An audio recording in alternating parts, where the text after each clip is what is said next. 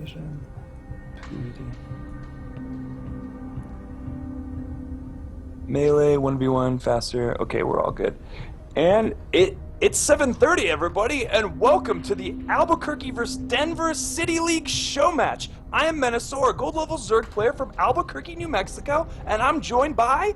This is Dejan over here, representing the Colorado team.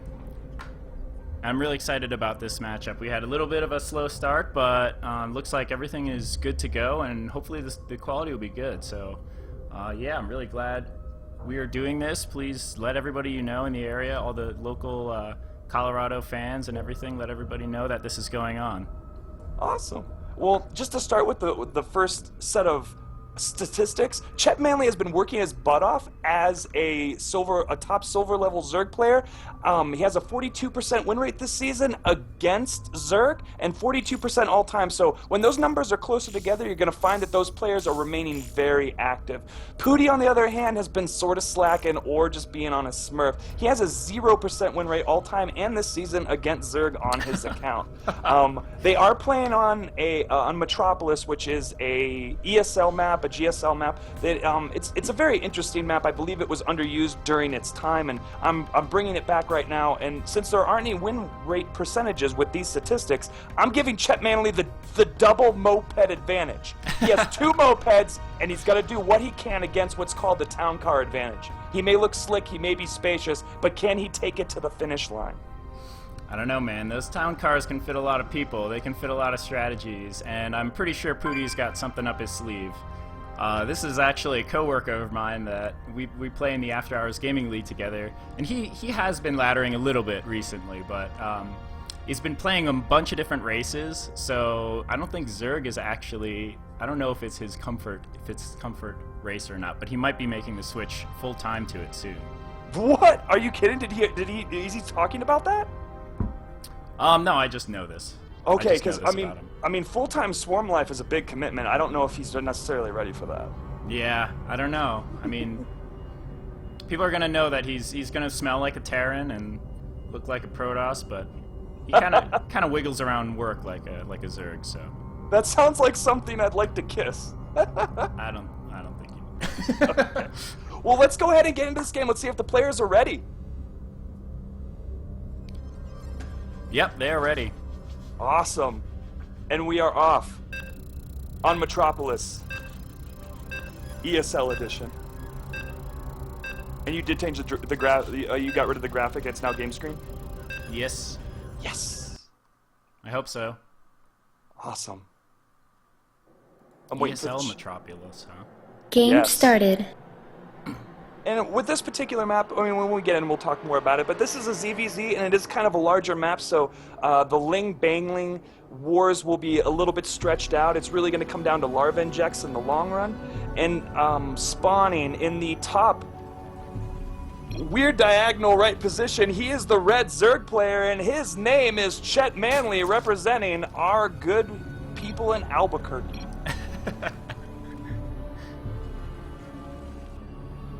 You got Pooty, man. That's right, and in the bottom left we have our Colorado's very own Linko Pooty. Woo!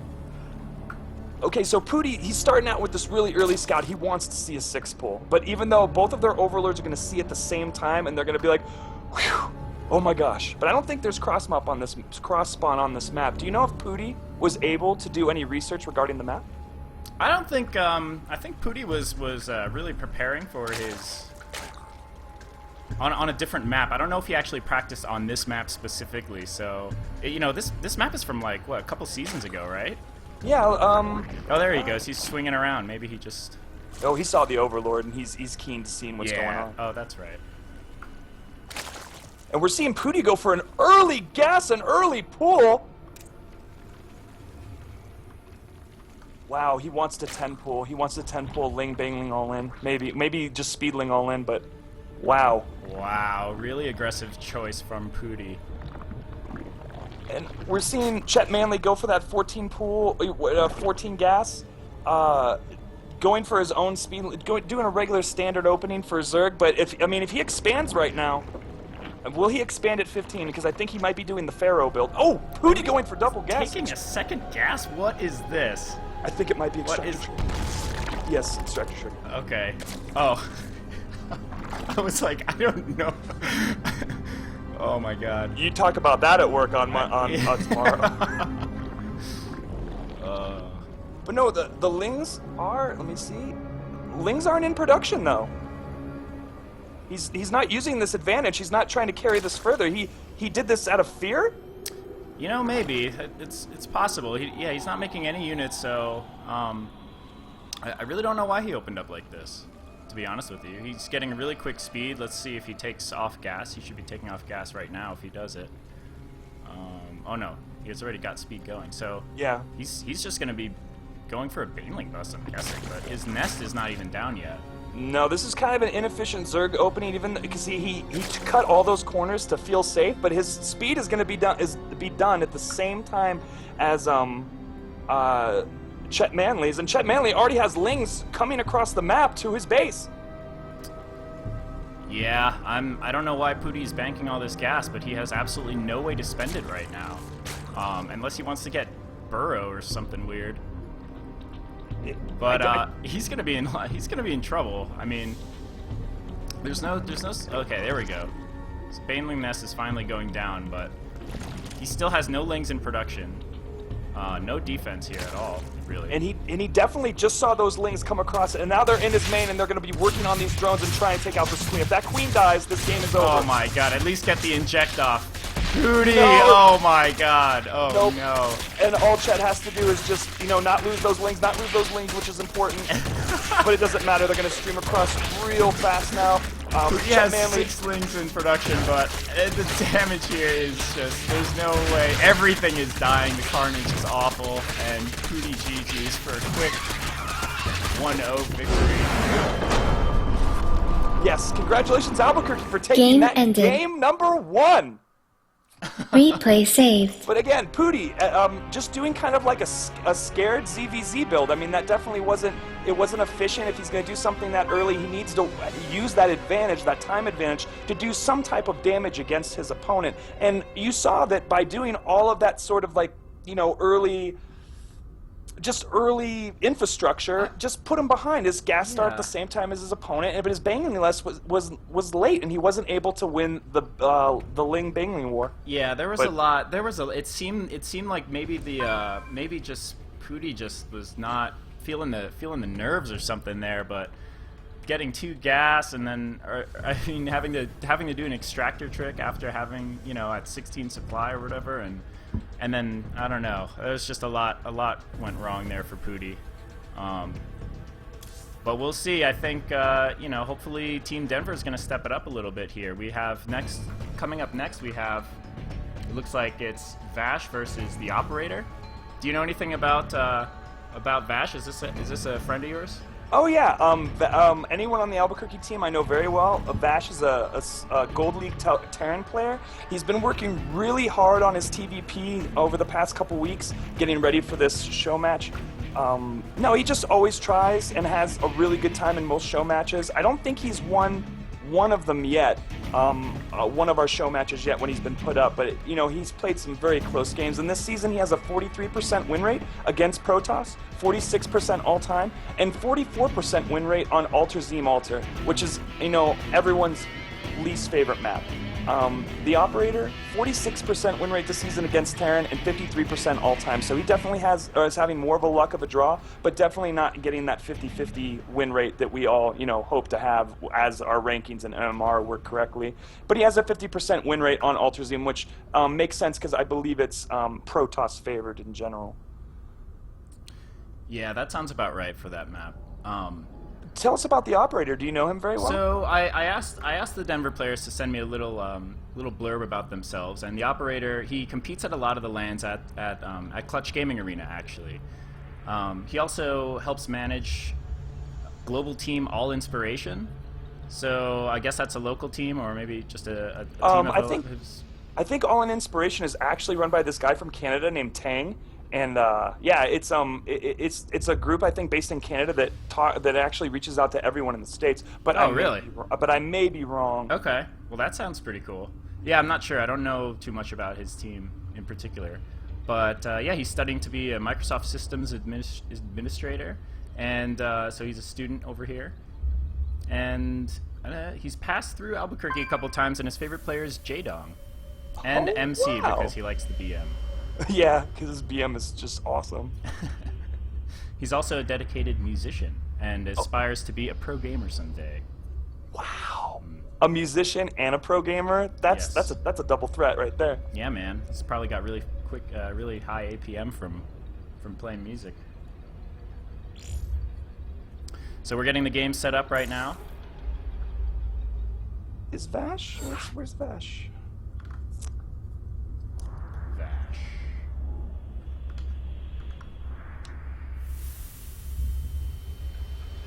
You have all these guys added on your list, right? Oh yeah, everyone's added and everyone's in the chat right now. Cool. It's pending right now from Mr. Vash.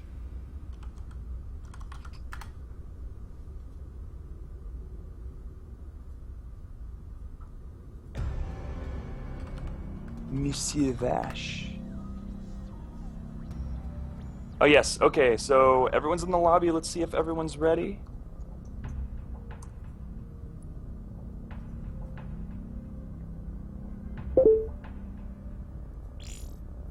Oh, dude. Hey! What up, buddy? Yeah, Vash is down, and then Operator.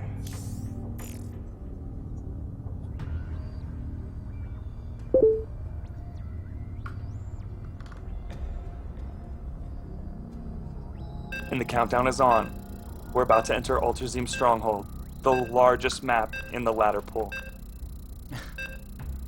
It absolutely scares me every time I queue on that map. I don't veto it, and I don't know why. I should veto that map, but I never do. No way, man. You have to adapt to your surroundings. I think that's one of the most exciting things about StarCraft. Game started. I never veto any maps. I play on them, and I get enraged. I get mad when I see, but I think one of the things that's really unique about maps like this is, you really have to adapt your strategy to it. It's one thing to know a build that works on every ramp that has a this protected natural and a difficult third or whatever. You have your cookie cutter builds, right? But on maps like this, it's like things can change and they only work on this map. And I think that's what's really exciting about new maps. Whenever we get new maps and you see map specific strategies, I really hope we see something like that here.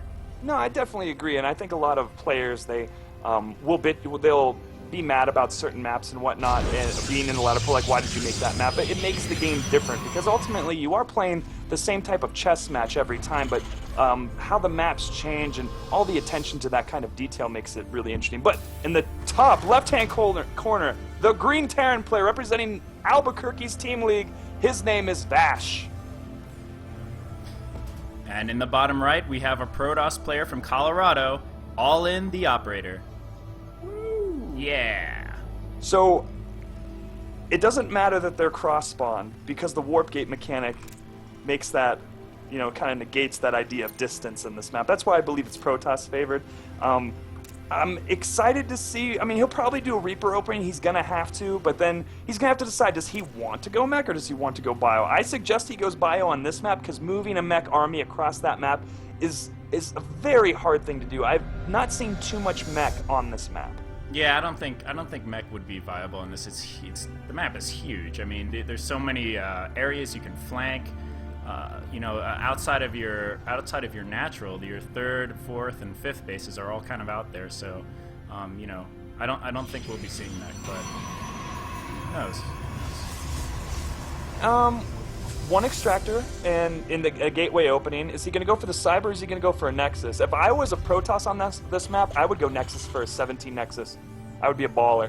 Yeah, just do it. Why not? Oh, yeah, why not? There's nothing can stop you. Even early Lings. Even if it was PVZ, early Lings could be destroyed by probes. I think they have the right idea here. In the Terran's going for a CC first. He's doing it at his at the ramp, so he's probably actually going to take the base out in front and take his what would be his natural, maybe as his third. No, that would be a great idea because he would be able to fortify it rather quickly with bunkers and turrets or whatever he decides to go, and have that free expansion in the back. Yeah, that's actually really interesting. Because it'll be way easier to hold on to that third. Once your second gets mined out, it's like, well, who really cares? You still have that protected third back there. I'm actually, You're intrigued. I'm intrigued by this. That's, Unless yes. unless he's gonna lift it up and float it all the way over to natural anyway. We'll see, but he's going to have to get one Marine out to stop this pesky probe, because even if he does lift it up, when he decides to lift it up, it's going to just stay underneath it and be an annoying. And Operator's already on top of that. He figures that he's going to be taking that third expansion, the optional third, or optional natural, I guess. Yeah, he's got his probe there patrolling, waiting to see what's gonna happen here. And we do have Operator putting down his natural expansion right now in the safe pocket behind his base. He's getting warp gate, just a very standard opening. His third pylon is in his base. He's just macroing up right now, going to figure out his tech choices, which, you know, is going to be in the direction of definitely an AoE, Colossus, High Templar, or I don't know, Twilight. maybe. So Blink all in. I mean, if he's going doubles, but I think he might be planning on, you know, Terran going greedy 3cc and not be able to defend Blink Stalker all in. Yeah, Blink Stalker is so popular now, and it did look like he actually lifted up and took his natural, so... And there is a Stalker at the front of Vash's base right now, just killed Did one he pick off SCV. a worker? Yeah, picked off a worker on the bunker, and now, you know, he's trying to make it finish. He's going to lose another one. This is 2. Oh my Could God. be 3. He needs to get that bunker up. Oh no, and the Stalker is Oh just my walking God, in he sneaks all the way around. barracks. Oh no.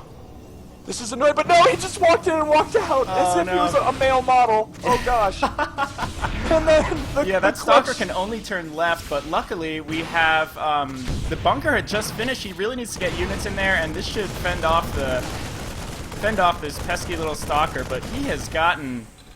How many kills does he have? He has 4 kills. He killed 4 SCVs with that one Stalker, and the Mothership Core now is starting to harass the Terran at the net. So he actually did float it over there, he dropped the mules in that base, but those are just going to get picked off by the Mothership Core. Yeah, not a good idea for right now. And honestly, that the Mothership Core is a blessing to all Protoss players because they can now scout in the early game. And the Operator took advantage of that. But I don't think he'll lose it. No, he won't lose it. And will he get this other SCV? Will he stop and kill it? No, Wow. he will. He will leave the base. So there is a lot of things going for the Operator's way. He's got a lot of vision. He picked off 5 workers for nothing. The Mothership Core killed 2 mules. And he's been completely unharassed, you know, been left alone at his base. I actually don't know what the vision is here for. The Operator is researching the quickest storm in the history of Protoss dirtiness, and he is getting ready to inflict such sad pain upon the Terran that Wow. I will cry. So, I do believe, yeah, so the Operator saw 3 barracks. So he knows it's going to be a very bio-based composition. So Storm, rushing for that Storm is going to be good, and I think he did enough damage here to feel safe for a little bit. He's just going to be chronoing out. He's just, oh no, he's saving his chrono. He's chronoing out the charge. It looks like he's already got Storm. Yeah, he already has Storm. What? Yes, he already has Storm. It's crazy. He went Twilight, High Templar, and then added 3 more gates after that. This is crazy. This is like the fastest Storm I've ever seen. But he's making Archons right now. He just made his first Archon. Okay, so he's just going for... He's going for a charge lot? Archon? I mean, with any AoE, I mean, in late game Protoss, Stalkers become so... Against Terran Bio, Stalkers are absolutely useless in mid game, unless of course you have a strategic amount that are peppered into your composition to eliminate Vikings. So what he wants is just, you know, Archons or something that does a mass AoE and then just a crapload of Zealots, because he'll just, as soon as he loses or trades his army, he's just gonna mineral dump into a bunch of Zealots, and then the Terran will be on the back foot from then. And here comes the March of Doom. Yeah, the Operator's moving out, but there's also a drop coming into the natural from Vash, and this is actually probably going to do a decent amount of damage here. He will have to recall if the Mothership Core's with him, and it's not. Oh my god, and a ton of probes. It looks like really delayed reaction by the Operator. He's warping in some Stalkers to take care of it, and the army is not turning back. Venusaur, they are going for it. Oh gosh. So well, there's 2 High Templar coming down. He's taking out Oh, these... feedback's the medevac. Oh, and then the storm! Oh. Awesome, awesome. And at the same time, he's actually arrived at the front of Vash's base now. So there were a lot. Oh my God, there's still a Marauder in the back, and this High Templar is gonna run over there and try and mind blast him or something. This was a super cost-efficient drop. Vash hitting it in the exact moment where Operator would not turn around, but now is turning around and feels extremely threatened and is actually super behind. Oh wow! So the worker count now is actually in favor of Terran. Even after the harassment of the Protoss, the Terran was able to stabilize with that drop. You know, I don't think the Operator got that much damage at all with this ridiculous wall at the front here. I don't even know if Vash is going to be able to move out and take his third. I mean, can a siege tank get through this? I don't think a siege tank can get through that, unfortunately. But that's neither here nor there. No. He does have medevacs. He can do that. Yeah, and the Operator's back at full saturation, almost at both bases now. So he's caught up in workers. I'm wondering if any of them are planning on taking a third anytime soon. Oh, and Now there's would be another the drop time. in the natural with a Widow Mine. Oh my God. Okay, got a photon overcharge. He just really needs to gather right now. Yes, he's gonna get out. Oh, Yes. and he gets the medevac. Oh, Was he that the does same? get the medevac. No, that was a different medevac. He's got them queued up here. No, this is a different. So, wow, another good drop there. And I don't know if he actually knows that this Widow Mine is still here. It already has 2 kills. Photon overcharge is still going, but does he have any? Let's see. Who do you think this is gonna kill? Stalker? Should be Stalker, right? Oh, one-shot Stalker Oh. for sure. It's okay. Does he notice it? Does he see it? No. I mean, He does kinda now. He saw something. He is building. Does he have? He doesn't have a robotics. There we go. He's dropping it now, so that Widow Mine's gonna go off. Like, oh, It stormed in the wrong What? place. oh my God. Okay. Stormed in the wrong place. It was so funny. I just got a little confused there. It looked like he stormed his own workers. I looked over, there were no workers. I was like, what just happened? How And is that possible? there's a triple medevac drop coming toward the southwest. Yeah. Now this actually also happens to be where the Operator is collecting his army. His ramp's going to be there, so if he reacts fast enough, he should be able to actually just snipe those medevacs when they come out. But it looks like he's gearing up to maybe move out again. Let's see what he's warping in now. More zealots. Maybe he's ready for it. He's standing over there. I mean, he's in a position where he will be able to see it. We'll be able to see it. And Vash is moving more army coming down from his actual base. Oh, They're the marching. Widow Mine is still going off. It has 10 kills now. That's awesome. And- what's Control R? 19 probe kills. Oh, here comes the drop, and they boost in, and the Operator misses them. Oh, but he gets... Oh, it storms himself! Wow. I think he got 2 of the medevacs and was able to actually storm as they were dropping. Oh, but it is cleaned up. It will. One medevac does escape. Oh my God, but the army of Vash is just piling up outside, and right now he's actually out of position. He could run right in and start doing damage, but it looks like he's backing off a little bit, and that's going to give the Operator enough time to get in position on his ramp again and stay safe. And Finally. Finally. upgrades are very even right now. I mean, right now Vash needs to get his units back to his base. He can't attack us right now without anything else, and he's not looking in. When the storm is good. They're like, But guys, no. we can stim like one more time, but we got to get back to base. And Vash just running back right now. The Operator, he's making his way up. He has enough storms right now to do a lot of damage. He has 1 Archon, and really, the army supplies are looking. No, we have an army advantage. Favor. Yeah. No, it's in. It's actually in the Terran's favor right now. What? 68 to 43.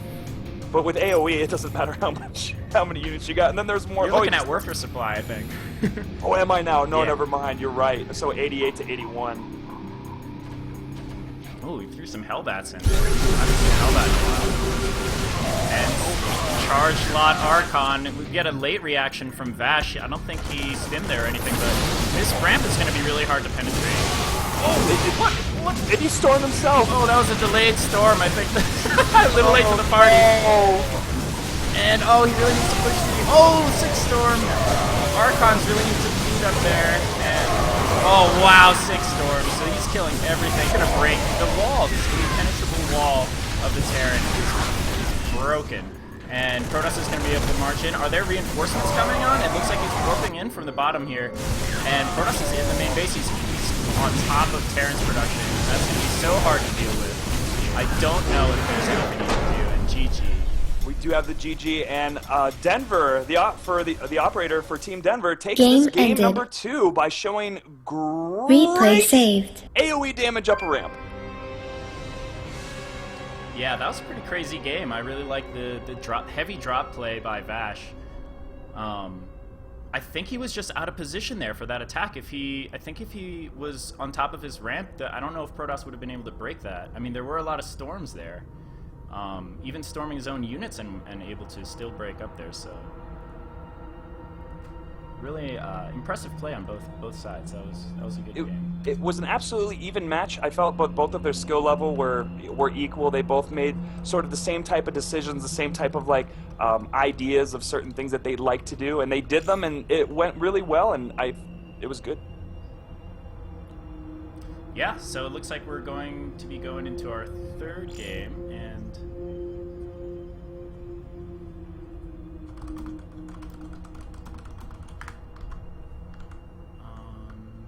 yeah, let me know if there's anything I can... Do we have... Is everyone in the chat room here? Yeah, I'm getting the game up right now. Cool.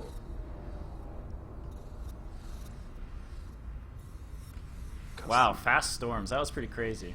Yeah, I've never seen it completely just beelined like that for it before. I mean, he was completely wide open before that, you know, all the gas was going straight into that.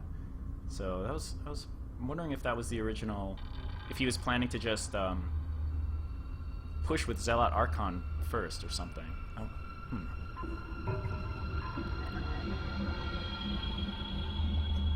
I'm looking for the map. You guys in the chat, how is the quality? Is there anything? Is the volume better now? Is everything doing all right while we're in between games like this?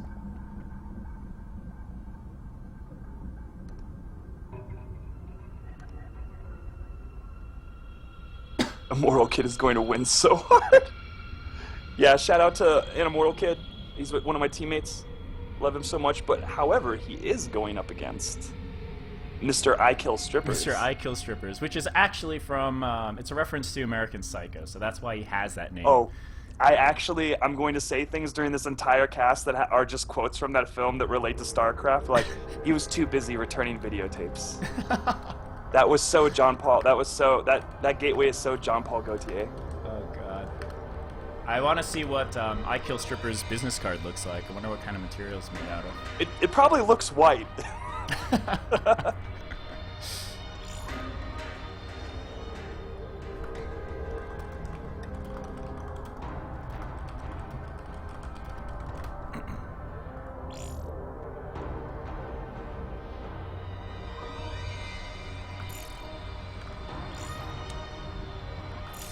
So, I Kill Strippers writes to me, he started playing very casually in the early days of the Wings of Liberty beta, mostly team games for a year before taking a long break before Heart of the Swarm was released. He's attended several Clutch Arena LANs, but has never finished that high up. He's currently a tax accountant, and his favorite thing about Denver is the loose women. Wow. Wow. Have you ever been to denverdicks.com? I don't think so. It's a pretty good website. Okay. It's mostly just a guy with a chainsaw. Yeah. Naked, but it's pretty good. Okay. Well, I'll take your word on that one. And you also have Maris the Great. Are you familiar with Maris the Great? No. Should I be? Yeah, Maris the Great. His band's called the Faggots of Death. Okay. He's like this. Okay, so he is this zombie, this guy that dresses up as a zombie and goes everywhere. He has pink hair. He's like a Denver superstar. I know you've probably not heard of him, but he has a blog where he kills bands and he writes about them. He's awesome. If you have Maris, I'll send it to you later. And if anyone wants to, just Maris the Great, just look at him. He's awesome. He kills bands and blogs about it. Like it's like his Huh. And he has a band, and they play. What kind of music is it? It's all metal, right? Oh, his is just like, yeah, it's like theater metal. I mean, when I say theater metal, it's not as good as Meatloaf, but what is as good as Meatloaf? And this is hilarious. Immortal Kid is asking I Kill Strippers for some legit tax questions, which they will, I guess, work out after this. Wait, let's go into the statistics screen, actually, and you'll have to say it because I have a delay that I won't be able to see it, excuse me. Sure, that is fine. This is game 3, correct? Yes. So it looks like an Immortal Kid is at 100% win rate and a 94% win rate all time. What, is that on this map specifically, or what? Versus Zerg on Daedalus Point. So that's going to be pretty tough for I Kill Strippers to overcome. He's a Protoss. I Kill Strippers is a Protoss who is at about 50-50, 50-49 for on this map against Protoss. So I Kill Strippers is at a bit of a disadvantage in the numbers here, but he is an accountant, so we'll see if he can weasel his way in statistically. We'll have him run the numbers again to find his own worth in this matchup. An Immortal Kid has been playing on his Smurf. When he does play on an Immortal Kid, he's usually doing team matches. However, on his Smurf account, he went 20-2 the other day when he was streaming. Oh my god, are you serious? He has such bad MMR decay that he wins a lot of games and doesn't get promoted. And he remains going against those people. But players are ready. He also plays random a lot, doesn't he? He does play random. His strongest thing is a Protoss, is as a Protoss player. And the next is as Terran. So he's trying to get better at Terran because he likes the... he does a lot of early Reaper play is what his thing is. So, everyone's... Let me see. Yeah, I'm ready. Everyone's ready? Yeah, cool.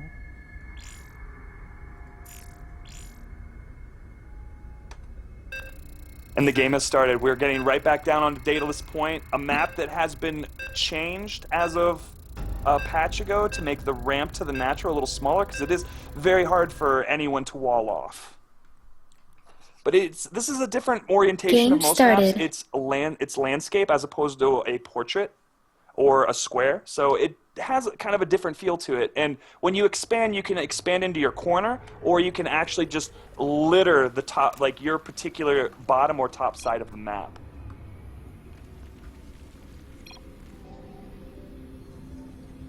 In spawning, in that top left-hand position, we have that pink Protoss player playing for Team Chobo Lobos Albuquerque. His name is an Immortal Kid. And in the bottom right, we have Denver's very own I Kill Strippers. Yes. You best have made reservations. I heard it's kind of hard to make reservations. Oh, an Immortal Kid. He's so funny. You have to watch the him ramp stream. slower on this, didn't they? Or smaller? Didn't they make the ramp smaller? Did you mention that before? They definitely did make it smaller. Instead of it taking like 3 Nexus to 3 Nexus. Yeah, I think that's what it is. Oh god. Did you go on Reddit and look at that post that's like that says how to wall off Daedalus Point, and it's just a screenshot of videoing the map? It was terrible. I hated it. Awesome. It looks like our Zerg player I Kill Strippers is going to go for a 14 pull, or is he going to go straight for 15-15? Probably. I would assume he's going pool first here. But he's past 200, so... Nope, there we go. Yep. Standard opening. And an Immortal Kid is opening Gateway. Which is definitely good for our Zerg player. He doesn't have to worry about cannon Russians or anything of the sort, but he won't be able to see that quite yet. His Overlord will take a lot more time to float its dangly self all the way up there. I think on this map, you pretty much, as a Protoss, have to open Gateway, right? Because of that ramp. I mean, you don't really have a choice. I definitely would assume so. Yeah, because you would definitely need to hurry up and get out that Stalker and that Zealot. Yeah, you can't. It's not like you can wall off everything. And he only has 1 gas at the moment. When will he decide to get his 2nd gas? Will this be a 2-base all-in? Or will it be some type of early pressure to try to get that Zerg on the back foot? A little bit of a supply block here for an Immortal Kid. He's saving up a lot of chrono too, so... Oh, there we go. He's just saving it for the supply block. And popped out. And is he trying to go 3 hatch? No, he's just chasing it around. Just Yeah, I think that's safe. It's, you know, no one likes probe to just kind of get away and never see it again. I approve of that. I definitely do as well. And we do have our Zerg getting gas right now. Let's see if he cuts it off at 100, if he's going to go for quick lair, or if he's just going to go for a quick, just get his Zergling speed. Against Protoss, I like to get early ling speed and then stop getting gas, just so I can get my third up quickly, if I didn't get my third really early to begin with. Yeah, definitely. Getting that quick gas is it's really good for map control and everything, but he seems to be keeping some in. Oh no, he's pulling him off right now. So yeah, he's just going to stick to that 100 gas. Or he's thinking about it. He has one drone that doesn't want to do anything. Do I want gas? Do I want minerals? It's hard. It's like it's between Drone's rock life. candy and like. I'm just gonna turn to a spine crawler. So he drops a nexus now, and with the mothership core, he's gonna be safe from any Zergling pokes. No, absolutely, and we still have a mortal kit on 1 gas. He's just doing a very economic opening. He wants to keep probing, get all of his his natural nexus just saturated and good to go. But he is dropping 2 more gates right now. Wait a minute. And, you know, iKillStrippers does not actually have vision of this nexus or this massive wall that's being built. Oh no, and his Ling is just looking around right now for proxy pylons. I wonder if he's sniffing out something, or trying to sniff out something that isn't necessarily coming yet. But I mean, this is well, because he's not getting that second gas, he can't afford to get these two gateways. And he sees the nexus and the gateways there, so he knows what's happening. I was going to be a little worried if he didn't see any nexus there, and he might have been preparing for something aggressive that may not have come. And he does feel safe. He put down his 2 evolution chambers. He feels that he wants to get those. He wants to start upgrading, find some type of timing. He'd probably go Roach, Ling, Hydra, but I'm not sure what iKillStrippers will decide to go. He hasn't revealed his tech just yet. He has quite a lot of gas right now. He's not upgrading just yet or upgrading to Lair. Just Yeah, got that's right. He's not really spending anything, and an Immortal Kid also has a lot of gas that he has not yet spent, so looks like he's going 1-1. Sorry, iKillStrippers is going for upgrade heavy, so that he's getting the 2 upgrades, and he's probably going to spend his next 100 gas on the lair. And he's going for melee, and what Immortal Kid's warping up here in the north area, and he's getting some zealots across, going to do some harass on this third. And I'm not sure that he's actually saw those zealots on the side. He sees these few up top, but there's actually a lot of pressure about to be put on by an Immortal Kid.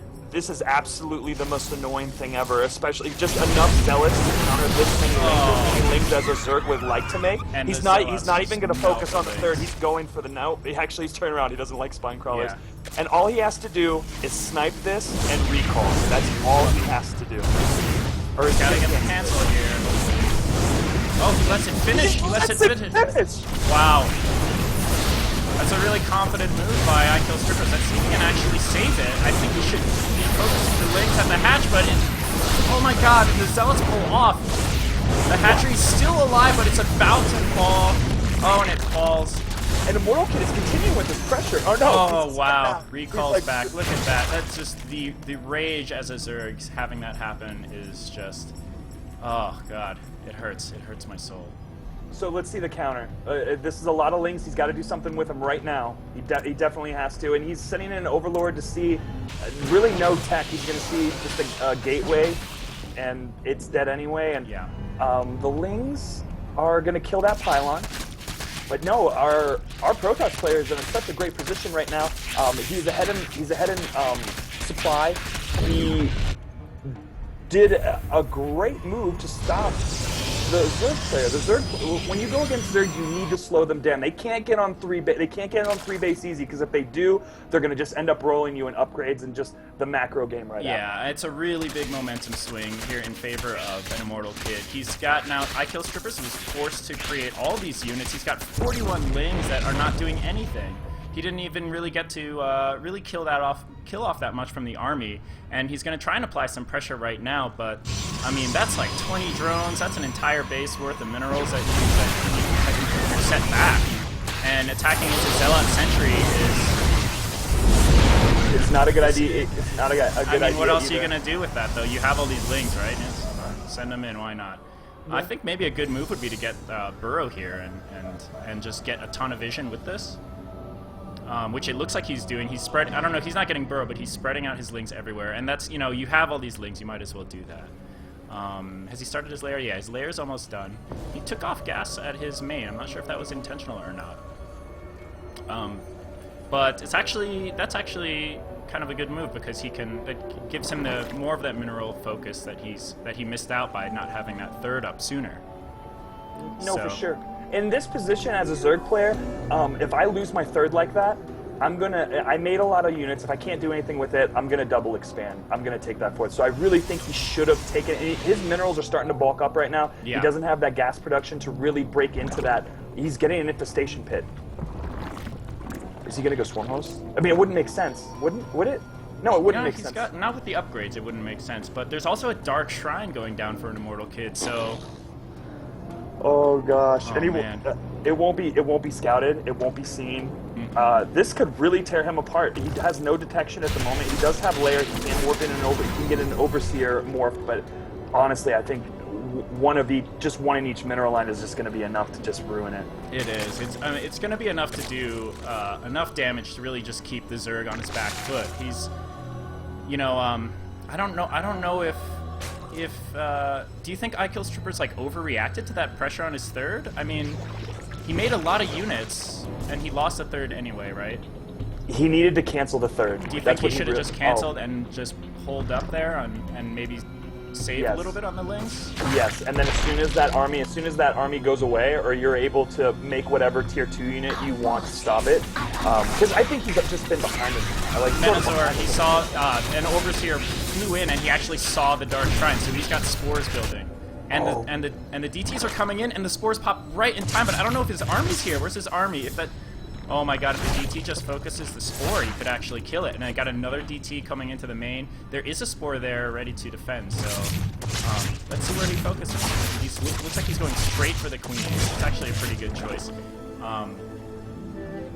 These DTs, I'm not sure they're getting as much done as they would like. Oh, but the army of an Immortal Kid is moving across the map right now, and there's about to be a massive influx of units. I think he's got does he have a forward pylon? He has one kind of building, and oh man. This is not good. Whoa, he's gonna lose Oh my god, those force fields. Clutch force field keeping those units out. He's gonna Oh my god. And he's got more sentries there, just reinforcing. That third is done. And these are the same lings from early in the game, I think. He's producing a ton more, but he's got no other units, and those sentries. Oh my god, iKill's Strippers is going for it, man. He's gotta go for it, and I don't know if he actually even has the larva to really produce. He's only at 4 larvae right now. He's got 16 lings in production, but I don't think he killed enough units there. And just a really amazing execution of this by an Immortal Kid. Going in with the DTs, he goes in with the DTs, gets in the main, gets iKill's Strippers to pull his entire army up there, and that's when he force fields the ramp to kill the third. Like, really just amazing execution. It was very Protoss of him. Just to start. And we have the team war right here, but again, this was a very strong push, and honestly, iKill's Strippers has been behind almost this entire game, losing that third to begin with, not canceling it, and then, you know, upgrading melee and not being able to really use that with a tier 2 unit to really lock down the Protoss army. And we do have the GG from iKill's Strippers, and Albuquerque takes this game number 3. Replay saved. Yeah, that was really impressive by an Immortal Kid. You know, iKill's Strippers did what I think most Zergs would do in trying to kill off that army, but the amount of lings that he made became really useless to him later in that game, and it set him behind in workers, and he was just never able to recover. The DTs, just the execution of that attack was fantastic by an Immortal Kid. If those lings were out there, he probably would have been pushed back a little bit, just long enough to perhaps get the rest of those Zerglings in. And maybe clean up that, but it still would have been a tough battle. He had a huge upgrade advantage. If you notice there, an Immortal Kid was actually 0-0, so he had no upgrades, and Yeah, I Kill Strippers was really going for that, late game upgrade advantage, and just was never able to get there. So that was really well played. So it looks like it's 2-1 in favor of Albuquerque right now. And we have Cat Whale versus STARCRAFT. Great names. Like Cat Whale versus STARCRAFT. That's prime. Where's the Cat Whale? Invite the Cat Whale. Invite. What parts are whale and what parts are cat? Says Rocky in chat. We have had this conversation over and over. Is it a cat-sized whale? Is it a whale-sized cat? It's a whale with a cat head. That's exactly what I imagined, actually. Like a grumpy cat, except the size of a whale, right? So instead of... I would be pretty pissed off if I was a whale with a cat head. You'd be, like, just useless. Do you hang out in land, or... Are you just like a beached whale, or are you just like a drowning cat? Like, what... Those are all really questions for Cat Whale that I necessarily cannot answer. A baleen whale? Do they like filter out algae and just? I don't think that would work. We need someone to draw up some type of sketch of this on Microsoft Paint. So if you're gonna do that, please link it in chat and I'll put it on. But the cat-sized whale, the whale-sized cat, does have a 79% win rate this season against Terran as a Protoss player, and he has a 55% win rate all-time against Terran. So he definitely has found that sweet spot, that coin flip on his favor in that matchup, which has been a coin flip as of late. People say it's a very hard matchup to play, and that it just depends on positioning. You know what? That's the Protoss race. The position is what it's all about. And we have STARCRAFT, our Terran player representing Denver and also representing Safe House Gaming. They have a team as well as a LAN center up in Colorado. Yes, that's correct. And he actually practiced with I Kill Strippers for this show match. So he's actually really new to the game. He's only started just playing last season. He's a student at CU Boulder, and his favorite pro player is Bomber because of his macro and Pult. Those are two excellent choices for favorite gamers. Those guys are awesome. He played against his teammate Inner Circle to help prepare for the show match as well. So he's also Korean, so that's plus 50 APM for him. We'll see if that helps out. That's genetic. Yeah, he started playing last season, and what is he, platinum or something now? What a jerk. Took me like years to get there. And I'm looking... But really, I'm happy for him. Good job, STARCRAFT. That's completely awesome, and I think his team actually just went somewhere recently to... I think they flew somewhere. The organizer of Safe House Gaming hit me up, and he was like, "Yeah, I'm about to get on the flight to go do this," and I was like, "Whoa!" Yeah, the organizer is Samuel over there at Safe House Gaming. He's a really cool guy. I met him once a while ago. I went to a tournament over there, and just a really cool guy. You know, living the dream. He wants to build a LAN center, and I'm really happy to see that happening for him. Justin over at Clutch Gaming is also another really active member of the Denver gaming scene in general. They hold tournaments all the time, and I know a lot of the guys go in between those two places. So definitely, if you're new to the Colorado scene or if you're just kind of checking this out, those two LAN centers are just really great places to meet other people who are just interested in gaming, just love gaming. These guys are so passionate. Both Samuel and Justin just run great places over there. So check them out. We have. Whatever game you're interested in, there's like a StarCraft 2 for Colorado, there's a League of Legends for Colorado, there's all these different Colorado Facebook groups, and that's really the best way to get in touch with the community. Looks like we're getting the game ready still here. StarCraft is Diamond? He played a month ago? What? Yeah. Are you kidding? When you said Platinum, I was like, oh yeah, this dude is Korean, like legit Korean. So it's crazy, but I think the players he must really be Korean. Yes, he is. Genetically. He's NA, he's like, I picked it up about a month ago. It's fine. I'm like, Diamond, I don't know. Korea Masters, it's, whatever. StarCraft, game's cool. He's like, he can type like 3,000 words a minute in Korean. I don't know. This is crazy, man. I've been playing this game since the beta, and I hit Diamond once, and I know that's kind of embarrassing, but... No, it's not embarrassing. I mean, I'm gold, and, I'm cool with being gold. It's no big deal. Yeah, but you're white. You're not Asian. Oh my God, I'm not Asian! It's cool, man. That's like That's probably as fast as you can go. And you know what? Hey-o. You're so right. Oh, I'm just...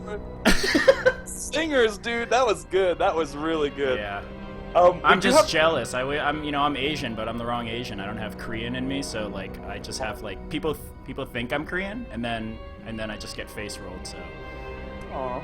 it's okay. But STARCRAFT representing the 1 month. What you can do in 1 month if you practice with the right people. So go to Safe House Gaming, go to Clutch, find good practice partners. Don't just stay up till 6 in the morning drinking and six pooling, because you'll end up being gold forever. Yes. Just No like offense, this guy, Minosaur. right? Just No just offense. like this guy right here. Yeah. No, none taken. Okay, the players are ready. All right. And we're gonna get into this. Let's see. And yeah, R one more time just to make sure.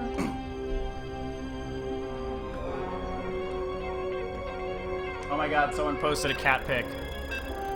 Of a whale. Should on I a click cat? on this? I'm scared to click on it. I'll click on it. I mean, if it's a dick, you've seen one before, so it don't matter. I'm clicking on the link, YOLO. If the stream crashes, you know why. Oh, it's not a whale. It's just a cat doing another cat. That's gross. Game started. Yes! Come on, guys. Really? Trolls win again! Why? Yes! Why do I click on things? Because they're funny. Oh gosh, okay, so we're having TVP right now on Habitation Station, a map that was made famous by a Canadian woman and a Korean Terran. What? If you all remember, AHGL. Oh no, what is not After Hours Gaming? What was it? Red Bull Battlegrounds. The Bangling Mines of Doom. Oh, yeah. Scarlet Bomber, you're talking about. Yes, Yeah. made famous for that. And spawning in the top right-hand corner, we have that purple Protoss. His name is Cat Whale, representing Albuquerque. And in the top left, only been playing for a month, but somehow got to Diamond, is the Korean Coloradan STARCRAFT, representing Safe House Gaming. Let's see what kind of crap he's gonna dish out today. Probably a lot of This map. STARCRAFT. Was that creative? Was that good? Was that a good joke? Yeah, I didn't get it. I'm real slow though, but I'm If I Polish tweet it, too. will you retweet it? Oh yeah, I'll retweet anything you post, man. You're like just lying. straight up. Like even pictures of things I don't necessarily believe in. like some campaign against white StarCraft players because they'll always be gold. Oh god. It's incredible. It's incredible what happens in esports, I'll tell you that. Alright, so let's talk about TVP. Really? I don't want to. You're gonna have to talk about TVP because it's really important for this matchup. Let's see, Game so, oh wait a paused. minute. Do we have the game is paused right now? Okay, we have a keyboard sorry issue. The keyboard is catching up to his APM. And that's terrible. Because He you know goes- that do you think he's wireless right now? Well, no, he typed keyboard, so unless he's I don't know what scenario is going through. His keyboard works, right? Because he typed keyboard, so it's probably something else. I wouldn't worry about it. Game And we got the go, and we're back in it. So TVP, you're gonna see the Terran go for a Reaper first. Has to see what the Protoss is doing. Protoss is gonna send his mothership core over in that general direction to see if he can see anything, and have a probe nearby. And honestly, in TVP right now, it's kind of a hard matchup because the Protoss player can go blink all in, and it's very strong against Terran. On this map, not so much. There's not very good ledges in which to do it, so that may be good. There's only one area where he has to defend. Yeah, that's true. Where does he? Yeah, the blink. Can you actually blink from the gold base into the main base? Is that I've is that never seen distance crossable? I've never seen it done, but miracles do happen. I'm actually curious. I've been watching a lot of kind of streams lately, and there've been a lot of players really making a play for the gold bases. And I'm wondering if that's going to come into play, but maybe not. It looks like Cat Whale proxying a pylon over here, and I don't know that STARCRAFT is going to see it. I don't think he's going to either, and that's definitely the proxy location for a Stargate. Uh-oh. Do you think we're going to see some fast oracles here? I mean, I think we're definitely going to see that. I mean, we don't see the CC, or is he going to put? He's putting the CC down now, I think. Yes, because his minerals are getting up there. He's going to go. I mean, StarCraft's going to go into a Cat Whale's base. He's not going to see a second pylon, and at this time, there's definitely going to be a second pylon down, and actually a third one that's coming very quickly. So, if he is the diamond level Korean that I know that he might be, he's counting. Yes. He should be counting, right? Something's missing. Something doesn't feel right here. And there, and this Reaper's not going to see it either. He's just going to go in and try to do a little bit of harass. Where's that Stalker? Is it on its way out? No, it's not on its way out because he's boosting that Oracle. He's going to have to do some fancy footwork with his probes to stop this Reaper. Getting one probe. Yeah, one kill for that Reaper, and he's only seen the one pylon. He's got the information he needs to know something is up, but will he put two and two together? He should. I mean, Mothership Core's out. Mothership Core's out right now. He's not looking for it, and he doesn't have a Widow Mine, and he doesn't have any Marines out right now either. This is such a delicate time, and it's making right now and being chronoed. Yeah, this is gonna be really tough. How many Marines does it take to kill an Oracle? Do you know safely? I think 6. Is it 5 or 6? I don't know, but whatever it is, I don't think he's gonna have enough unless. It's gonna go straight in there, probably. It's rallied right out there. Gonna go right in there, turn on its little laser beam of death, and just there's nothing that can stop this right now. And here it comes. Well, it's saving there. Maybe it's gonna save up some energy. Nope. And Power of Protoss, everyone. Yeah, Power. Here we go. 1 kill, 2 kills. Oh, let's see how he reacts. 4 kills, 5 kills. Wow, it's so fast. It is. And it just evaporates. Yeah, he's just running from him right now. I mean, he doesn't have enough Marines. He's gotta stay by the bunker and just kind of hole up here. And it looks like he's out of energy right now, so he's kind of safe from that one Oracle. But I'm not sure. Is he making another one? No. That was the one Oracle. He that saves was it. That was 10 worker kills. Yeah. That was very huge at this point, and we're seeing Cat Whale take his natural expansion without any, without that Reaper annoying him. Yep. One sentry out.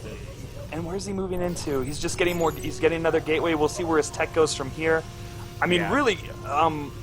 StarCraft is kind of mineral starved right now. He just dropped a bunch of mules, but I mean, that 10 workers, that's so much. I mean, just look at the supply right now. Yeah, he can't apply any pressure. He's 7 supply behind. You know, although that is just the one Oracle he's not making anymore, and StarCraft is gonna be forced to play really defensive here.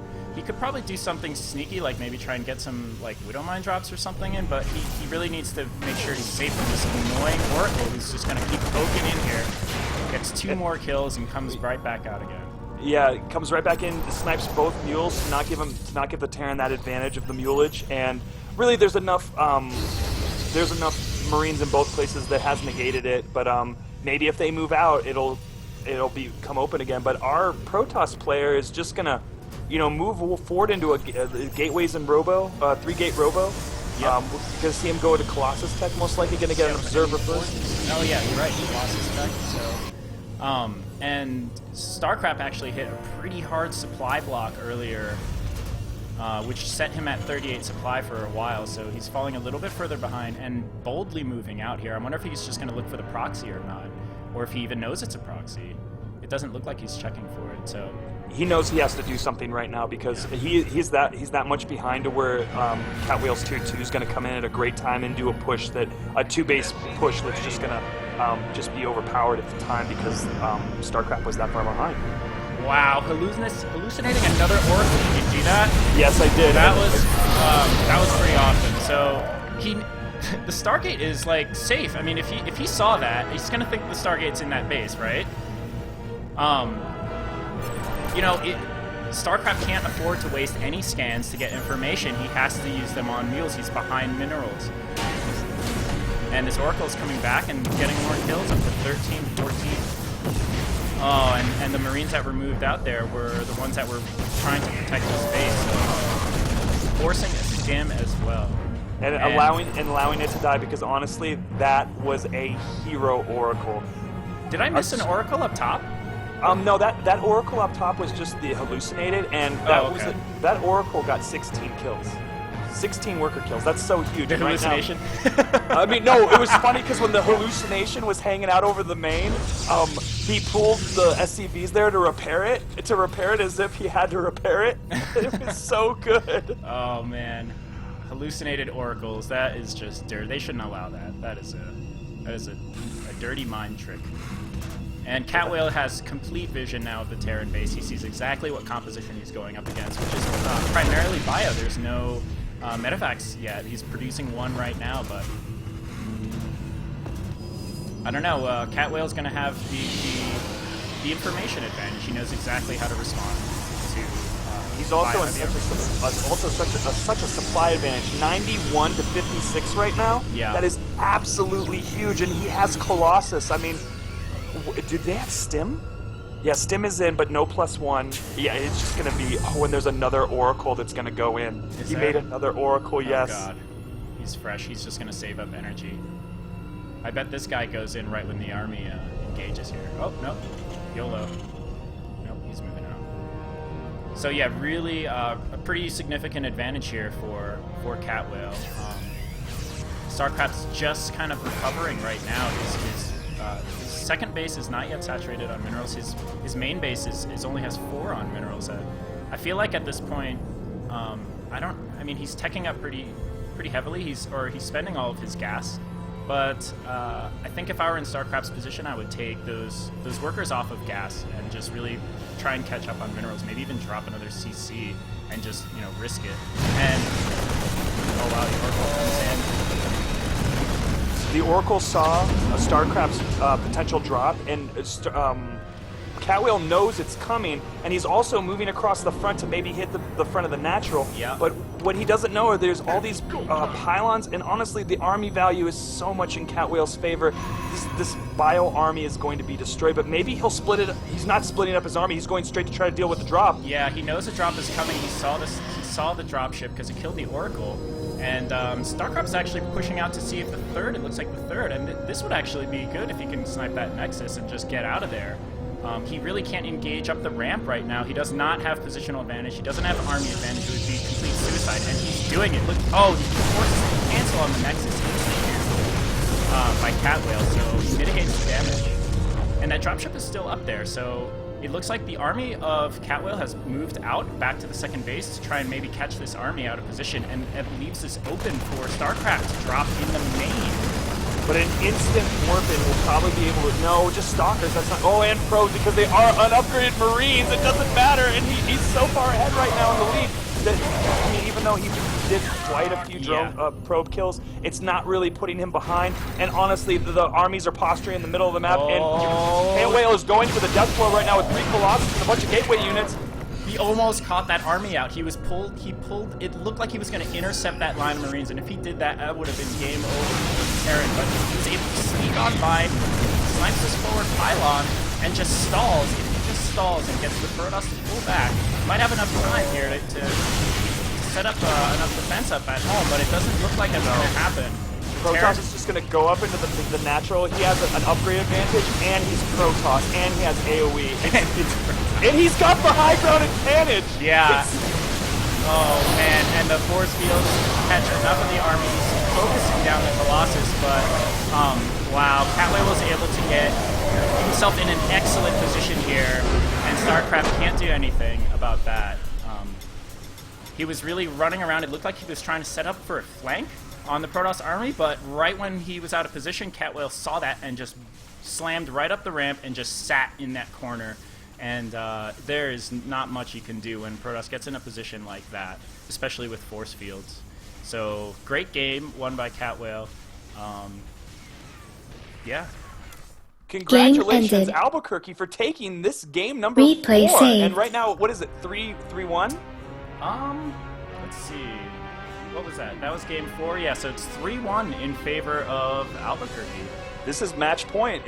Denver needs to step up their game in this next game in order to remain in it. But we will be playing all the matches today, so if anyone's here wanting to watch their particular player, you will be able to see that player.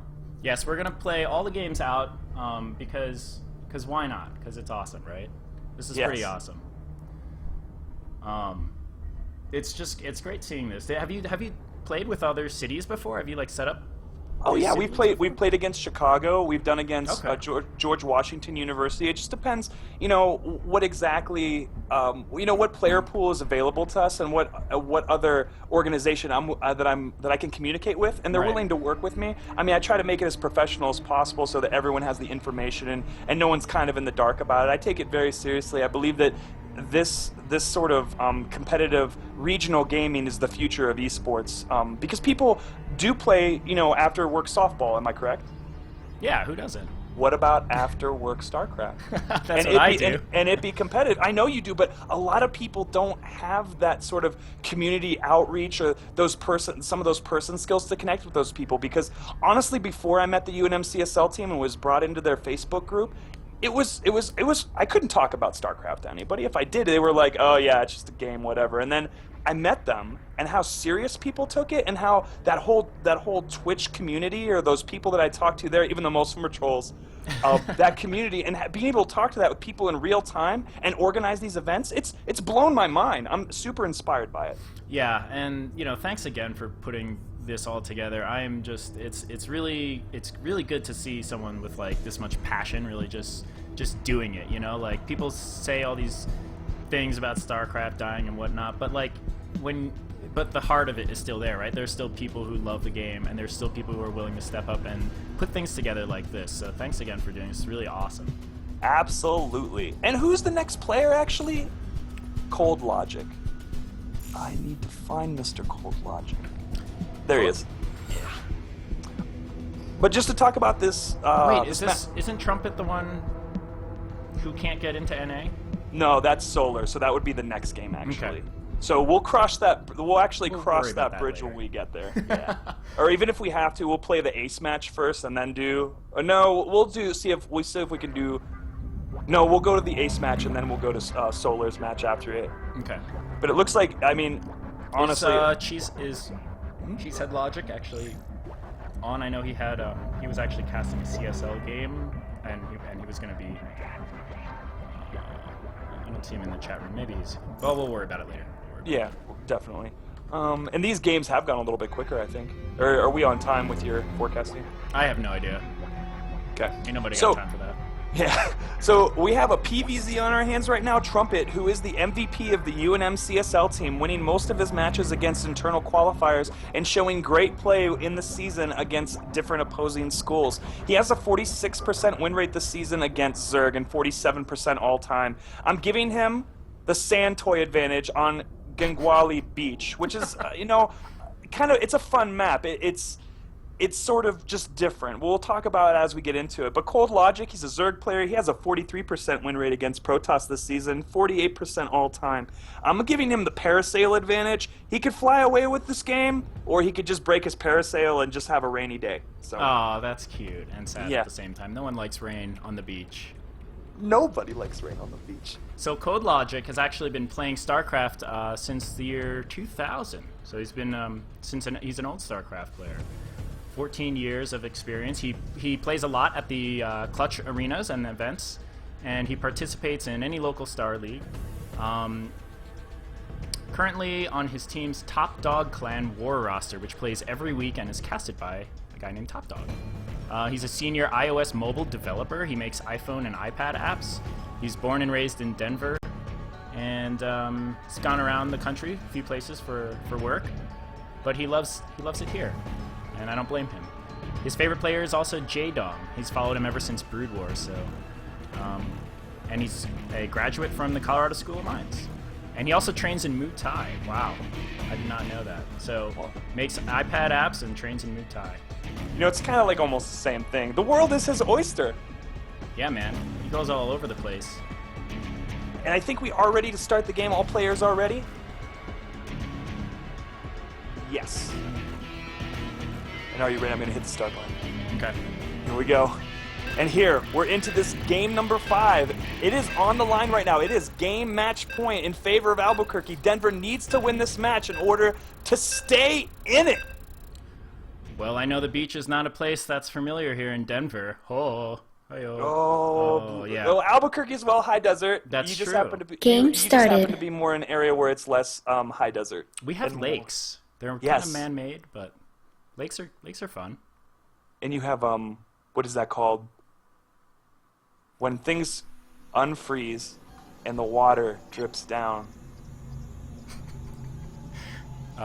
Snow melt? I don't know what you're talking about. Something like that. Ice cream? Yeah, we don't have snow. I mean, we kind of have snow, but we don't really have snow. And that's the beauty of Albuquerque. It's just, oh, it's the best of both worlds. If you want snow, you can go on the mountain, or you can go to Taos. Taos. You But could also get some good meth there, right? That's where Breaking Bad is. Yeah, I'm sure you can get meth anywhere in America, but we seem to be the capital of it here. I mean, when you go down Central, you could buy it. I mean, in seconds. You can buy it, and you'll see people, and you'll know. You'll just be like, okay, so I see that you're into that thing called meth. So do you have any? Not that you would want, but just the ease of it is just kind of startling. But again, it's a social problem everywhere, and people are going to do it. Well. Yeah, and it's cheap. If don't do drugs, guys. Yeah, don't do drugs out there. It would severely hamper your build orders, executions.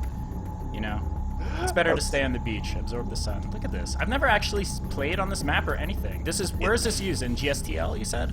I don't know. I think it's the OGN, whatever that is. That's beautiful. Is this a bait? This is a bait. There are destructible rocks under the water. That's amazing. Yeah, and did you see the stage by the Zerg's optional third location? Like the band stage on the wow. It's That's beautiful. Cool. I'm going to try and rotate here and see what does that sign say? How do I rotate? But just to announce the players real quick. Oh, okay. Yeah, my bad. In the bottom left-hand corner, we have that blue Protoss player. He is the MVP of the UNM CSL team. His name is Trumpet. And in the top right, we have representing Denver, Cold Logic. And we had Cold Logic go for a 14 pull before hatchery going down right now. Our Protoss player is just going for a single gas, doing a very safe Gateway Cyber opening. We're going to see him probably put down that Nexus here in a few moments. The Overlord will get there to see it. It's going across the beach, just went over all the parasails. Just a beautiful day. And I'd love to be parasailing on an Overlord, except I don't think you'd get much height without Overlord speed. It would drag you. It would just drag you, man. You really need to rush Overlord speed and maybe make an Overseer. I mean, when you say parasail on an Overlord, you really mean you're walking your Overlord. Yeah. It's just like a balloon, you're walking in front of it. Parasail's dragging behind. Well, you always have shade. That's the best part about that. We're seeing a very safe warp game. You have to be in this. You have to be in this game. Well, it's in the sun, because like how TV makes the sun look awesome. All right. So this is my kind of thing about TV. I hate TV because when they show people on planes, it's not like that. When you're on a plane, it's like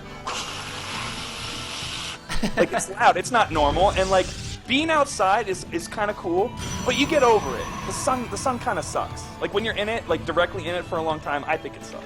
Yeah, I think the sun on this map is all I need, really. I work 9 to 5, and then I come home and I play more computer game. And whenever I feel like I just need some vitamin D, I'm like, you know what? Maybe I'll just load up a beach map and just kind of play on that for a little bit. I'll play a beach. I'll do ZVZ with you on this map any day. Yeah. But we do have these 4 scouting lings coming up, harassing the match a little bit, but, Trumpet opening up with a very safe Mothership Core expand and getting quick warp gate, be able to stop just about anything. And, our Zerg player has seen this and is like, I'm just going to go ahead and get my quick third. I do not see a forge. Look at this, man. Like, you can sneak a probe around and you just actually don't see it. Yeah. Oh, wow. So he snuck around and it looks like, does he have, yeah, he sees the hatch there. I don't know if actually, can he see the probe? No, he can't. Nope. You'll probably get vision as soon as it pops, right? Yeah. I think so. Most likely, depending on if it's still Hatchery there. Vision will increase. So it looks like Trumpet is gonna possibly be gearing up for a little pressure here to try and cancel that third again. This is so common with Protoss. Just doing enough just to delay it, just to jab at the Zerg a little bit and then recall back without any damage. And he is also, well, he's getting a Stargate right now. Is he? Yeah, he's getting a Stargate right now, and it's actually, it's rallied to the other side, and we have a proxy piling going up into the area away from the beach, more in the inland. Okay. Queen Code Logic is, looks like he's moving his Overlord in here to see what he can see. He sees 3 gateways. He sees a Stalker. And he's just gonna go all the way in to see what else. I don't know if he's gonna see the Stargate. It looks like I think he's going to. And oh my god. Yeah. Oh, he sees it. Okay. I don't know if his vision's actually checking it or what, but he'll know, and we'll see how he responds here. I don't know if he saw anything. It looks like he's making some roaches. Oh, he's pulling his overlords into his base. So He's assuming Phoenix, because you would think Phoenix and PvZ. Honestly, it's a great opening because it inhibits, you know, mutas. You don't want quick muta. That's the one thing you don't want as Protoss. But honestly, our Zerg player is playing very well. He's only getting enough gas to do what he needs to do. He is getting some roaches out. So his Overlord actually spotted the Oracle. His Lings actually spotted Zealot's warping in, but I don't know if he actually saw it. The units ran by there, but you know, he is creating 3 Spore Crawlers and making a bunch of roaches. So it looks like he has enough information here. But let's see if he'll actually be able to hold this off. Yeah, the units are gathered up here, and he looks like he's ready for it. This is kind of a weird choke right here. I mean, this Gingwali Beach Avenue or whatever up here, and then there's that actual jet out next to the third, that sort of like planter area or whatever. Yeah, it's gonna be very hard to. I mean, the thing is, the Protoss player needs to basically hug the base and keep the Zerg army away from it so he can snipe it and then just, you know, teleport out. But I don't think this is a good engagement for our man Trumpet. I think he knows that and he's getting back. Yeah, you know. This is such a narrow choke point, though. I'm a little curious to see what's going to happen. It looks like Cold Logic has actually pulled his army back, so he's not worried about pressure. And Trumpet deciding maybe it's not worth it. He's going to pry it.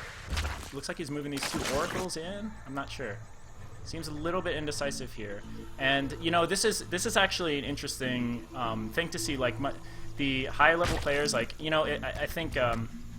It's hard. The hard thing to do is to really fall back on your plan, right? Like you have your plan. You know you're gonna do this attack, but when he finds vision, you know, Trumpet's not afraid to say, "I'm not gonna do that. I'm not gonna waste his units." He's ready for it. He knows it's coming, and just really safe play by both players here. Cold Logic even knows that he didn't overproduce units. He kind of stuck to his plan, just made a couple Spore Crawlers. So really excellent decision making. I like to see this, you know, changing plans with information. Instead of having this, I'm doing this build, it's going to work, or it's not going to work, and it'll suck if it doesn't. So really dynamic play here by both players. And Cold Logic getting down those destructible rocks near the apartment complexes on Gingwali Beach, and in front of the, what is that? In front of the movie theater, we have the third coming down for Trumpet, and he's basically ready to stop this army from coming in. He does have enough force fields, but yeah, Cold Logic is just moving back. He's aware of where the army is and knows not to do that. And what is happening over here? Oh my god. Oh, these are all hallucinations. I was like, what am I missing? Yeah. Oh no, there was oracles. Did they get any kills? I must have No, they just came in and they did the sight spell so that you can have sight of the front knowing what's happening. But it's mostly Roach right now. Okay. But I mean, this third is being uncontested. Both players are being able to macro like very well. The Zerg player, on the other hand, he has the supply lead right now, and he has not been slowed down. He's a Zerg that has not been slowed down, and he wants to make a push with Roaches and Lings here in just a moment. He's moving his way toward the third. Yeah, he's got a massive supply advantage, but it's all in Roaches, so you know you also have to take that into account here. And Protoss is just going to be trying to defend here. He's got a ton of sentries, so he's going to be able to force field. Photon overcharge goes out in the next one. These Roaches are kind of out of range of everything. Great force fields. Absolutely great force fields on Trumpet's behalf, and he has Void Rays, and he is pushing that army back. That was a very scary moment for any Protoss player, and Trumpet having the cool, calm, and collected. Yeah, excellent hold there. You know, he was at such a severe food disadvantage, but he knew that if he just stayed in position, look at the positioning of these gateways. He was able to force field. The Roaches couldn't even attack. They couldn't attack anything. He caught a few of them and just zoned off really well. So Cold Logic not able to make anything happen with these Roaches quite yet, but he is pushing into the natural, and that's gonna force his army. Oh my god, he sneaks in. All of them are going in, sniping the detection. Protoss is forming up sentries at the top of the ramp, and that's excellent choice by Trumpet here. Unpowered gateways, so it's gonna hamper the reinforcements. And he's going to destroy this natural expansion and a lot of probes in the process. So this is really going to hamper Trumpet's production. And there's also reinforcements coming in right now with roaches and the clutch force field to stop it. But I don't know if he's going to be able to clean this up. This is a lot of stuff. These roaches are all going to die. He killed the Nexus, but he's sacrificing his entire army for it. I mean, well, I don't know, like, the roaches are going to be forced to pull back. You know, he still has his second base. I don't know how many probes he actually lost in that. So he lost 29 workers. Oh wow, okay. That was quite a lot of workers that he lost. But in general, his upgrades are still going good. He is getting Colossus out. He has Void Rage. He's about to have a pretty scary army. The Protoss is in a position where he's still on track.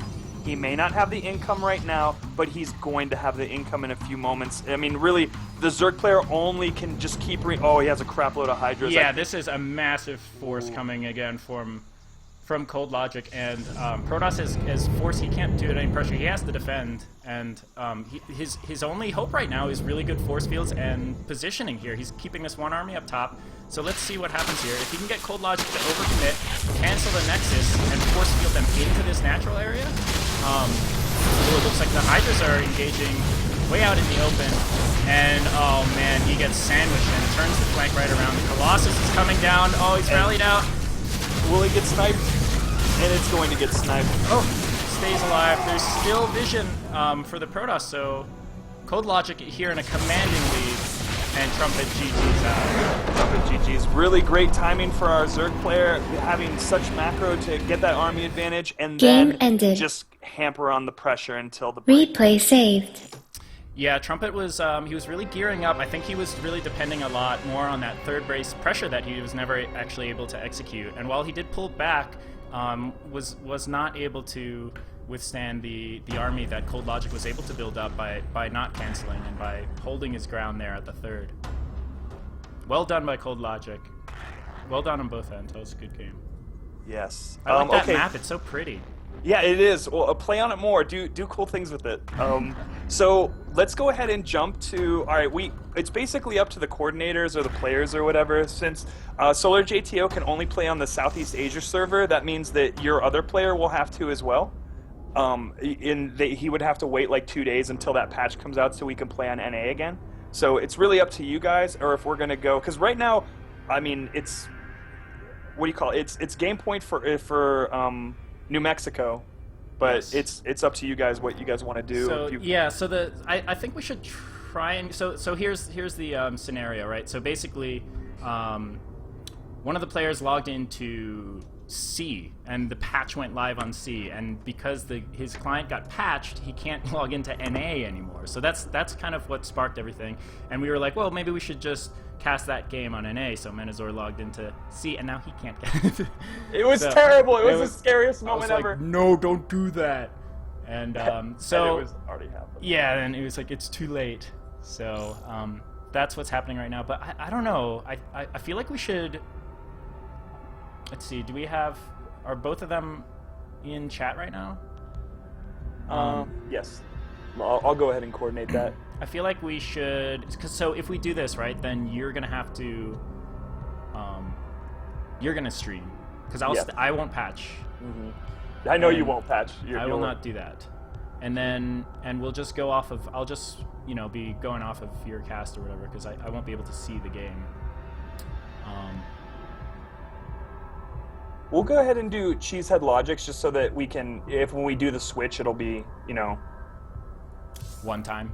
Yeah, we'll just do one time. And honestly, I mean, the score is so close right now. I mean, like, it sucks doing it out of order, but I think that if you guys are cool with that, unless you want to do solo JTOs now. Couldn't we have him access one of our New Mexico accounts and play this on NA? Oh no, it's his client. Yeah, his software it's on a different version. So like he can't log into a different patch. It's just like his computer's STARCRAFT won't work. It looks like Cheesehead is online. He's not in the chat room. Let's see if I can ping him. We could do. So what we could do is we'll play the ace match, right? Yes. And we'll agree. Here's what we'll do. We'll agree that we will actually count. We will still play game 6, and we will count that, but it will be later. Okay. So cool. if things play out and Colorado wins game 6, then the ace match will count. If not, then not. But either way, we get to play all of the games anyway, right? And we're safer. Yeah, So. of course. Esports wins. All right. So yeah, Denver's still in this Cold Logic, able to hold down, protect the house. So let's see. See if we can get Cheesehead in here.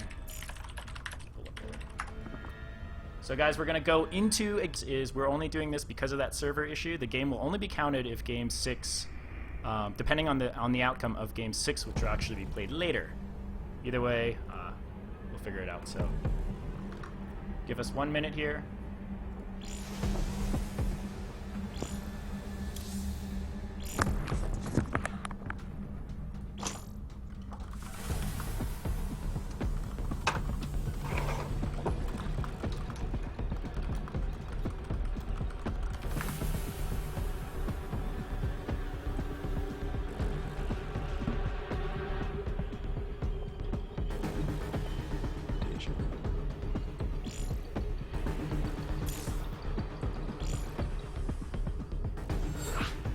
I think he does have a cast tonight for CSL. He does, yeah, and that's what he was like. He messaged me earlier and was like, I want to just make sure he's the last one to play. I told him it probably won't be till around 9.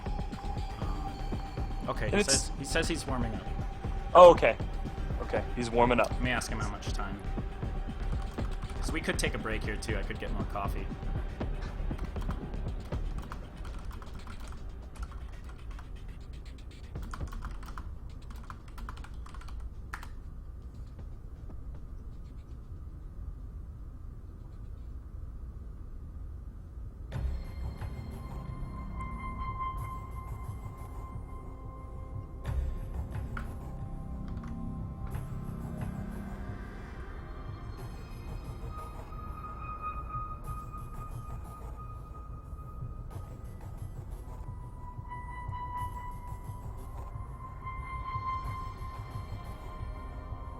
And you'll have to recommend CHL to me. I don't think I have him friended, or I don't see him in the invite person.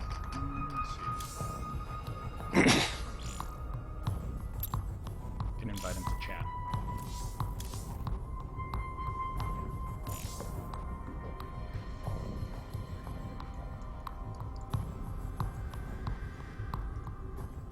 Yeah, dude, these graphics are awesome.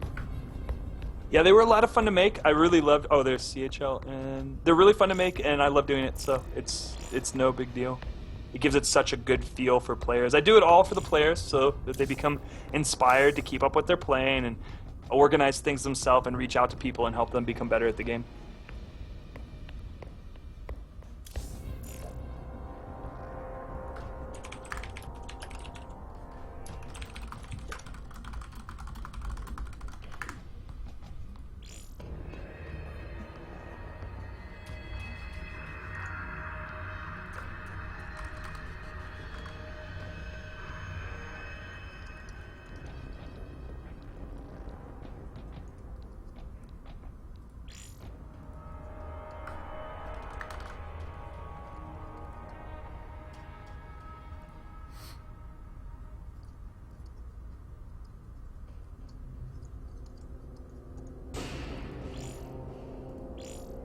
All right, looks like CHL is out of his warm-up game. Let me pull up some info. Yeah, we can definitely plug the Star League for Safe House Gaming. Can you send me some info on it? And if you want me to say something, I'll definitely do that. Let me pull up what.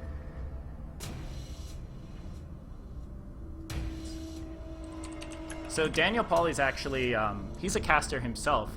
He casts a lot of English. He participates in a lot of the English-Russian community, so he'll do a lot of foreign tournaments and cast them in Russian.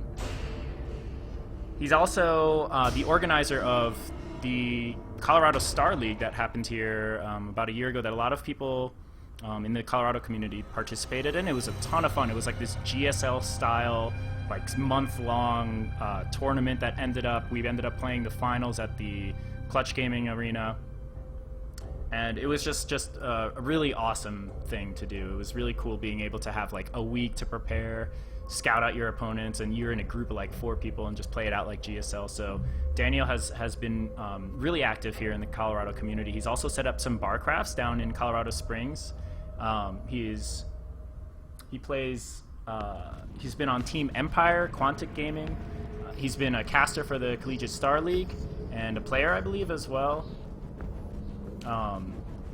So yeah, the Colorado Springs. He's ran a few LAN events, bar crafts, and yeah, his favorite player is Young. Wow. So yeah, a lot of his the viewers that he has on casting they're like 80% Russian, he's saying. So that's really cool. There's a StarCraft scene out in Russia, and that he's able to give them that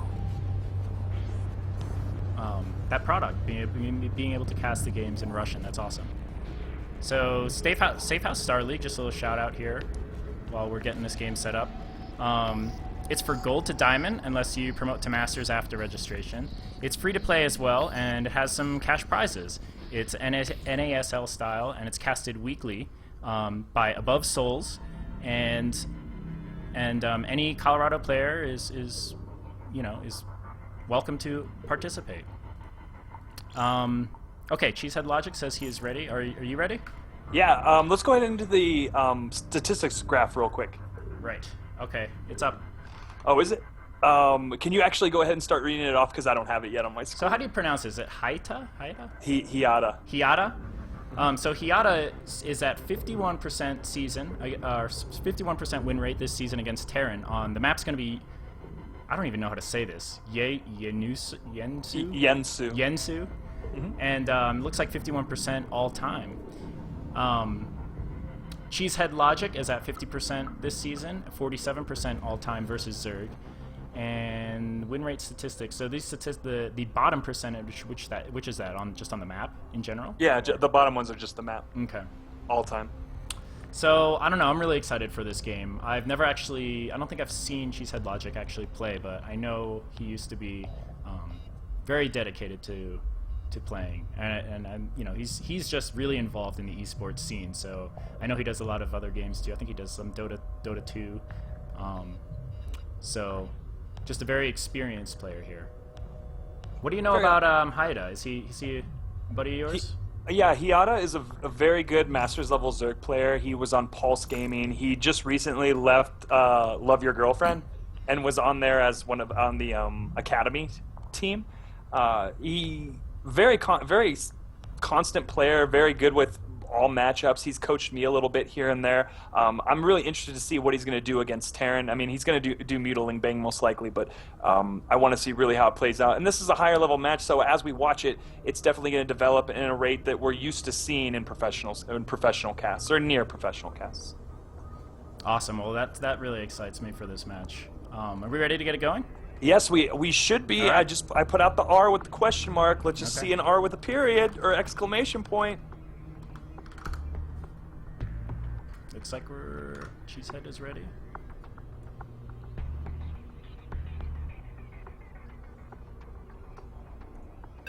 And we're off on Yensu. Yensu is a map created by Dreamforge, who's actually a retired map maker.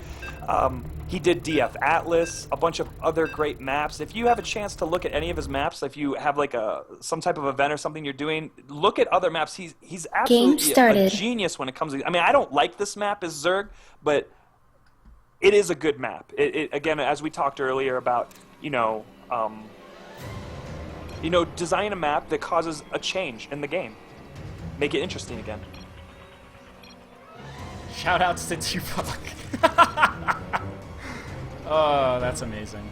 Yeah, he's got it going on. And in the top right-hand corner, we have that pink Zerg player. He represents Albuquerque City League. His name is Hiata. And in the bottom left, we have Colorado's very own caster, CHL caster, blah, blah, blah, Cheesehead Logic. Yeah, scream respecting cities for your respective player. Yeah, Tupac fan.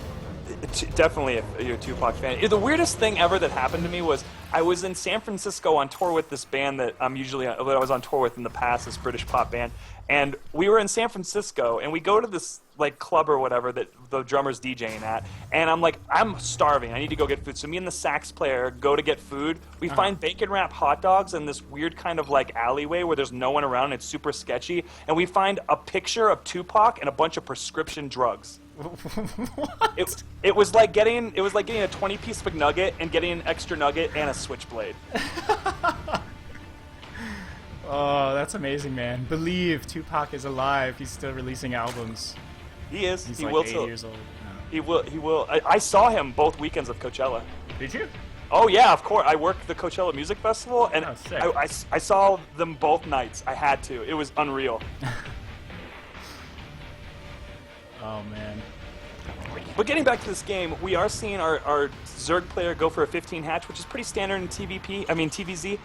What you're gonna see, I want to see what his gas timing is, and will he take his gas first? No, he's gonna go for the pool. Not gonna be too greedy. He want to get speed up a little bit later, or he might do a 4-queen or 6-queen opening to where he can stop that early Reaper harass as well as the Hellion harass that will come shortly after. Yeah, and it looks like Haida. Am I saying it right? Haida? Hiata. Looks like he's either looking for proxies or I don't know if he. Okay, yeah, he looks like he didn't see the he did not see the command center. He did send a drone scout up, but he just kind of poked up the ramp. Didn't see the command center. I guess he's gonna assume that's what's happening though, because of the timing of it, and unless he's looking for proxy raxes. Because he was probably expecting to see a barracks there, but did not. So once he sees this command center, his drone is out here, you know, just being really, really safe, preparing for any type of bunker pressure or any type of early type of cheese. So, but his overlord's in. He sees a bunker or a barracks being built, and he's gonna see as soon as he sees this command center, he's gonna feel safe. So only making 2 lings, and that's probably all he's gonna make for a while. And you saw our Zerg player cancel his gas, and it wasn't a trick. It was definitely he's going to get his third. Really? He's Okay. He's amping up his minerals right now. Going to get his third. Definitely feels that you have to. I mean, if you go against a CC first Terran and you don't have any pressure for him, you better expand. You need to get ahead of that Terran. Yeah, and it's really awesome to see the reactions like this. I mean, I was talking about this before, but as soon as he gets that information, bam, plans change, right? Cancel the gas. No, we're focusing on economy here. He had that drone patrolling there because he didn't have the information of what was on top of that ramp. He didn't see the barracks. He thought maybe there's a proxy barracks. I'm going to keep this drone down here to be safe. And as soon as he sees it, completely switches gears, and just really, I love seeing this, man. I love seeing the decision making on the fly unravel like this. And what do you think of his third location choice from the Zerg player? What do you think of that location? You know, it's actually probably the better one to choose than being forward, where you can get sieged and Widowmine on the low ground back here. But it's just you just have to kill these rocks, right? And then it's okay.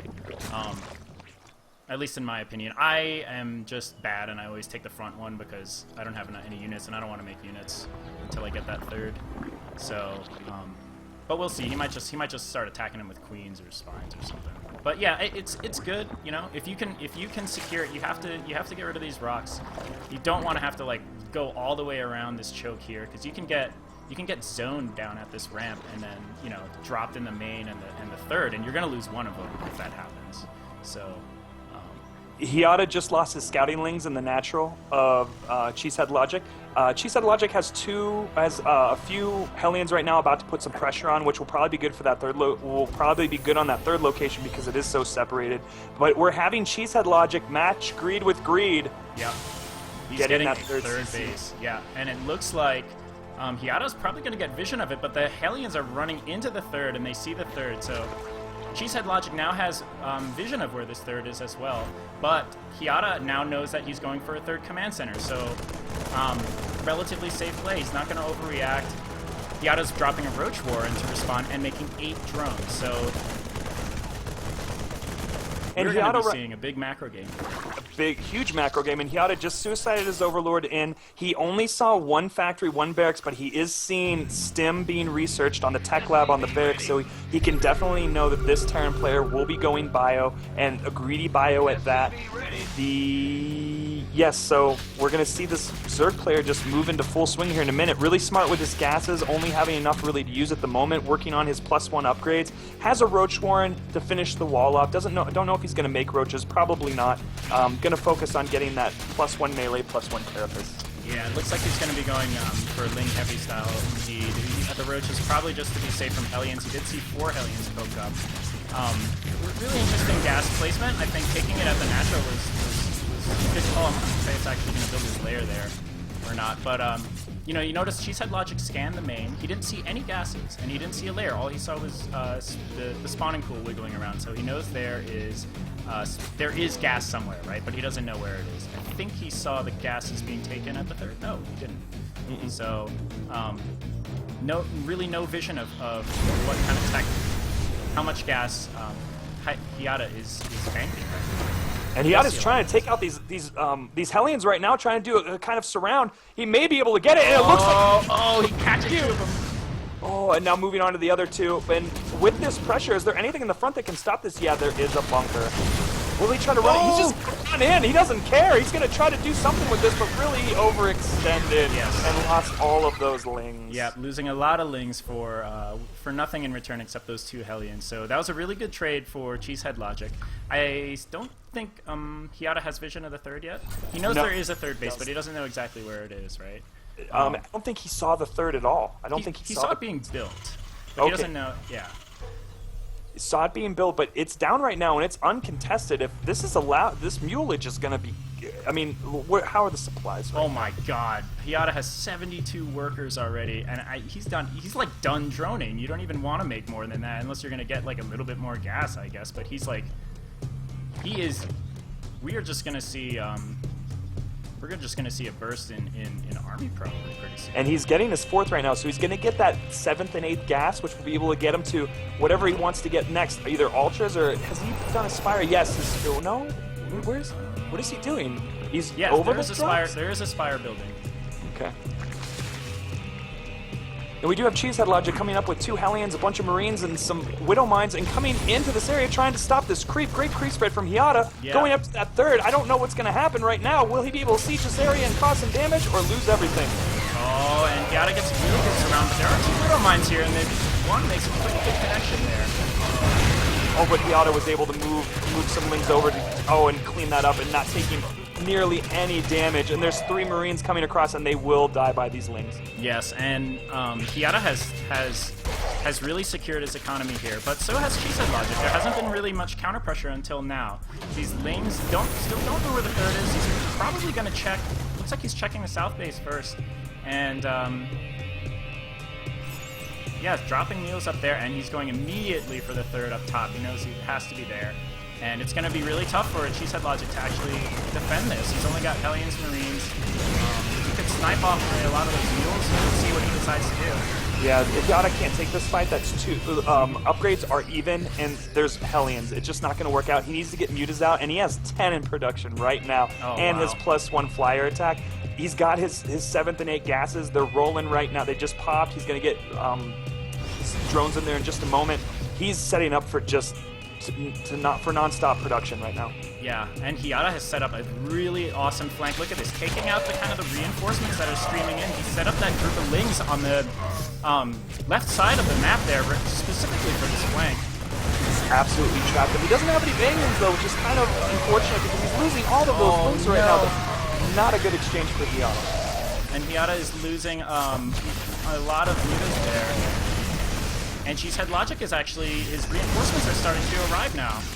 So Hiata's going to be forced, he's making 30 Lings in response to this. I really just needed a couple of Banelings here to clean this up without any pressure, but ooh, nice connection there.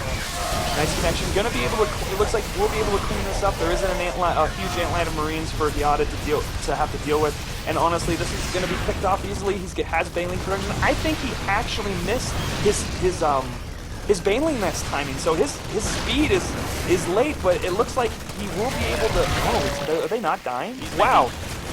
Cheesehead Logic microing those Marines down to their last dying breath. This creep spread is awesome right now. I'm not sure. You know, Hiata lost a lot of mutas there, but he's got such a significant economy advantage that he is really just still in a massive supply league. Cheesehead Logic has not yet saturated his third, but it looks like Hiata also has drop. I don't know if that was a mistake or if he doesn't have any overlords here.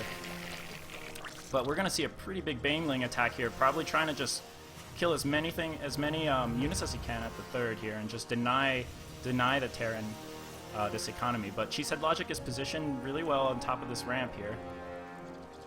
And really, this is a scary moment for Zerg, because 3-3 for that bio is like halfway finished. So this is kind of like an opportunity for him to get there before the bio, but his upgrades aren't up to par either. Even though he took even the greedy, just as greedy, God. he only has 2-2 coming in right now. Yeah, he's morphing 24 Banelings, so a huge gas investment here by Hiata.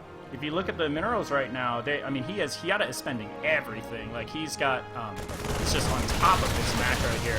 And Cheesehead Logic.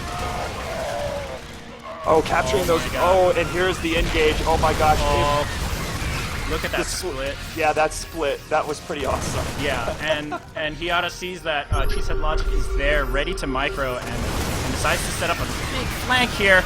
And I'm not sure what Cheesehead Logic can do. Oh my Trying god. to split, but there's nowhere to split to. Such good flank, destroying all that bio immediately. Cheesehead Logic taking the rest of his army to the high ground. God. Oh my god, demolishes all the workers at the natural. That third is toast, man. That third is toast. There's no way to defend that right now. He's gonna walk up with a small bit of bio, but honestly, we have enough medevacs to do that, but did not have enough medevacs to stem all of the Marines before, and just the location just kind of was terrible. And that third has been denied, and Hiata is approaching max.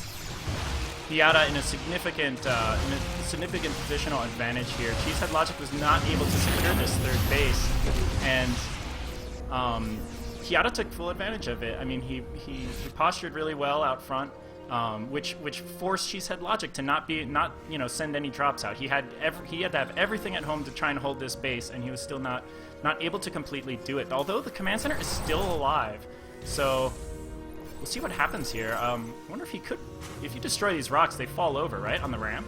Oh, yes. Oh, absolutely. But the supplies tell it all. It's 178 supply to 90 supply right now. He wasn't able to slow down the Zerg at all. Like, with all of those little bits of pressure, did it kill a drone? It didn't. I mean, I don't think a drone was killed this game. Am I right? I hope I'm right. I don't know. Is there a way to check that? Three drones were killed, but 56 SCVs. Yeah, and even taking a fifth base right now. Cheesehead Logic, however, does have the upgrade advantage. He's on 3-3, and 3-3 Marines are just so cost-effective. So we'll see if he can actually hold out here. If he can secure this third base and turtle up a bit, you know, the army of Hiata is still just mutilating Baneling, right? It's still kind of frail. He could catch it. Maybe some Widow Mines or something could catch it. But there is just a massive economic advantage for Hiata. He'll be able to remax immediately. He even has a macro hatch down in his main. He's completely maxed out on Mutiling Bling. Even dropping creep at the natural, and that just sucks, man. Yeah, no, for real against a Terran, for real. But we're seeing now, this is the point in time where Zerg is going to bank up larva as well as minerals. Is it 15 larva right now?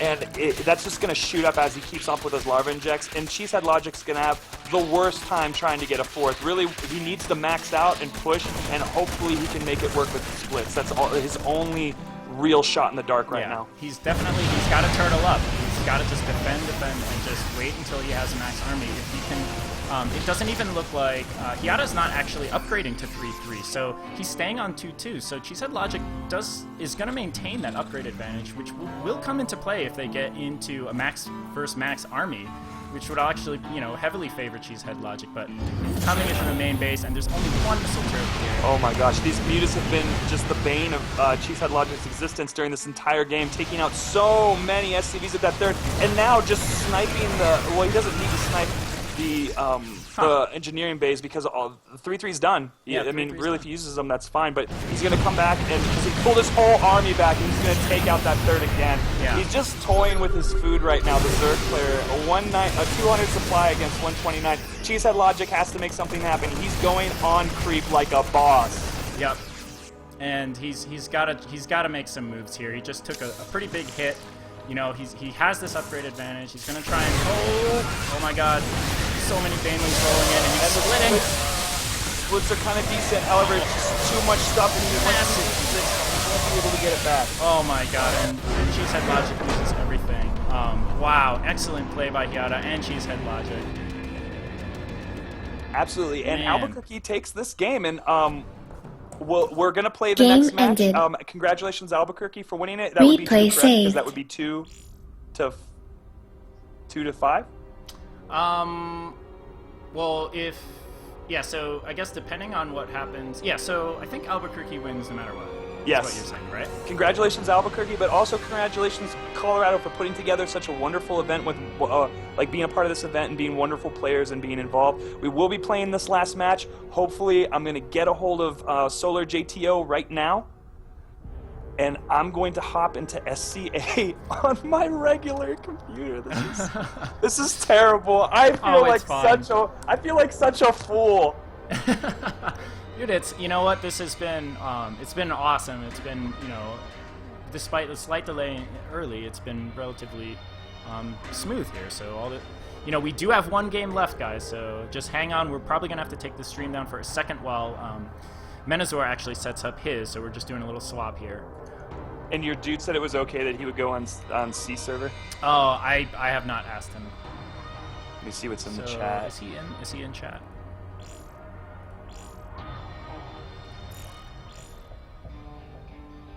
Hypnosis. I do not see him.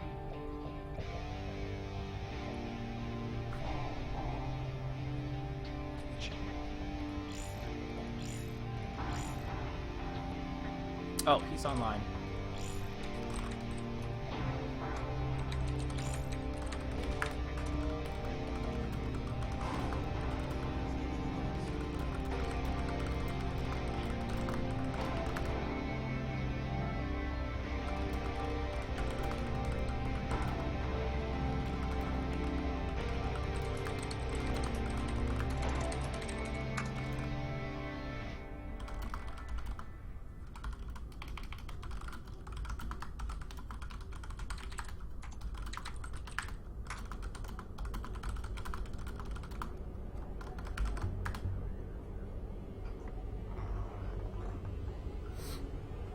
All right, I'm talking to Hypnosis right now. So how are we going to play? So you have to See if he's cool with it, because I understand that if he's not cool with it, because if you want, it's again, and it would be cool to play the match, but if it has to be a forfeit out of comfort, that's fine.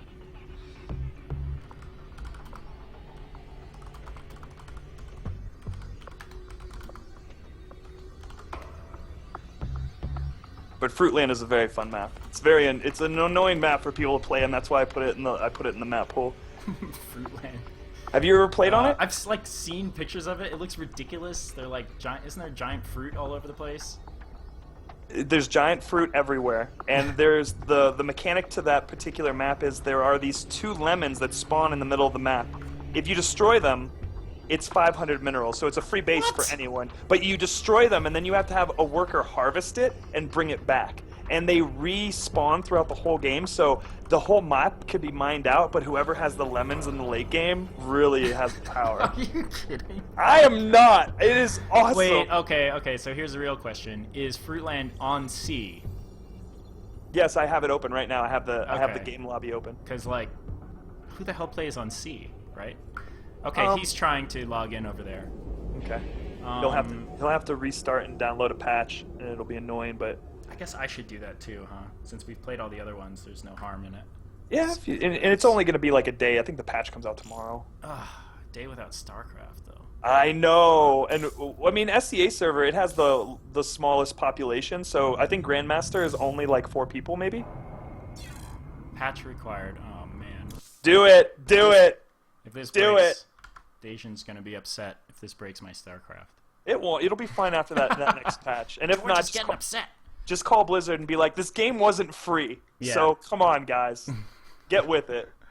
Well, thank you, Hypnosis, for being kind of cool about this. I have no idea what the lag's gonna look like on C. Does anyone play there? I think it's fine. It's no, like literally the furthest server possible.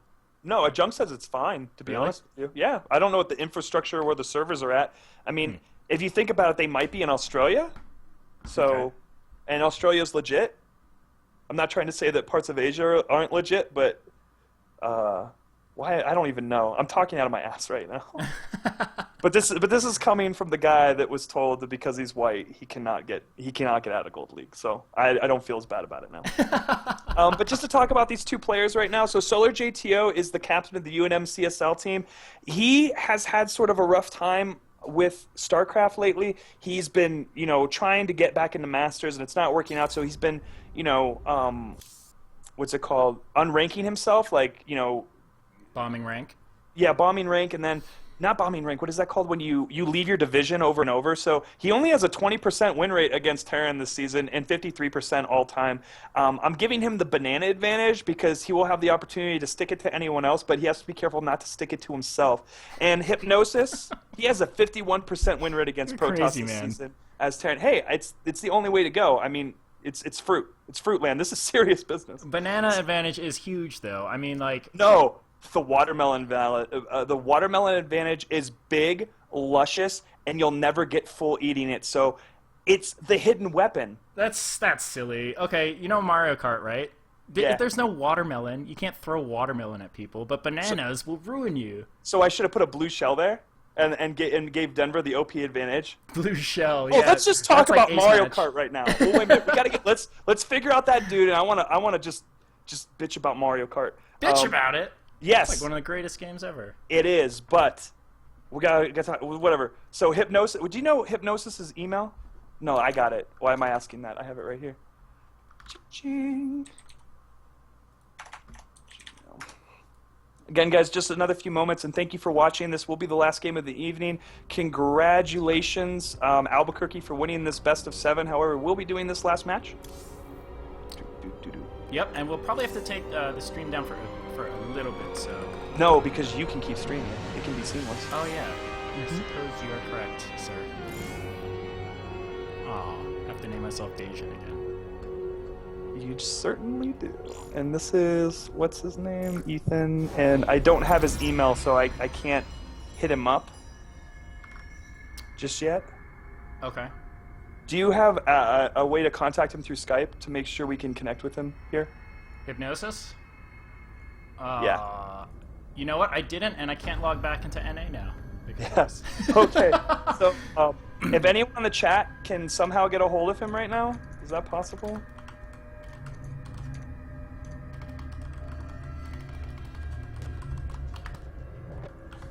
Can someone get... Oh, wait. Well, no, he's patching it, too. Oh, is he patching? How do we do this? Probably should have coordinated this a little bit. So he has to... All right, We just need his BattleNet email, let's and just then jump in the chat channel, right? I think it won't work here.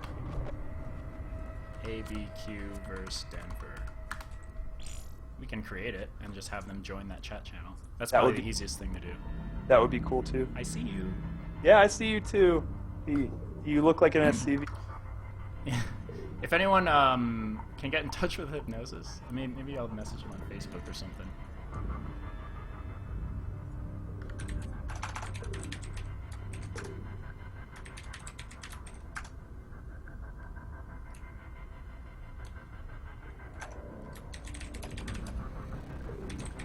Oh! A barcode has appeared. Is that... That's good. Unless it's someone else from chat trolling us. Oh no, that's Junk Taco. Okay. He just joined. Oh, as Hypnosis. Hypnosis. Join channel.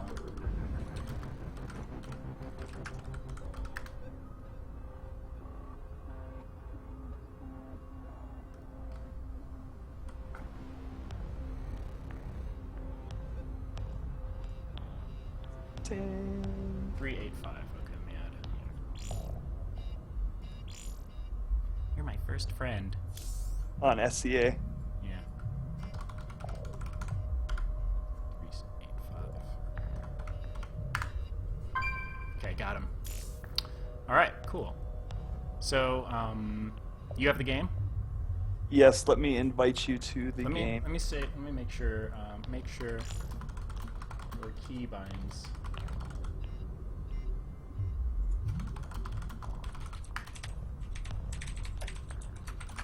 He might have to move the file. I'm not sure how that works. Like the key binding file. Actually, let me see if mine show up here. Yeah, because it's just standard by the... Oh wait, no, mine are all in there.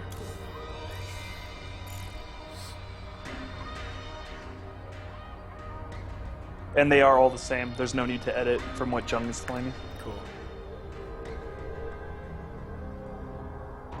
And do you suggest hypnosis to the party? Oh. Or to the game? Yep, I just suggested him. Yes.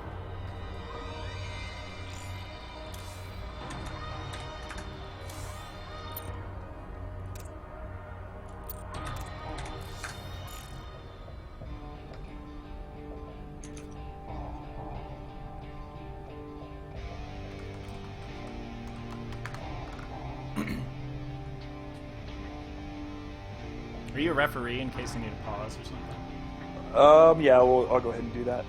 Alright. And we'll go ahead and take the the graphics down, and we're going to go right into this game on Fruitland between Hypnosis and Solar JTO, a TVP on such a fruity locale.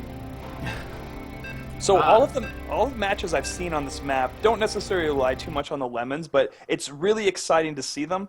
You can see them right now populating on the map on the middle left, middle right, next to those kind of like weird green lime things. It's great. Just wait. Are there purple? What is that?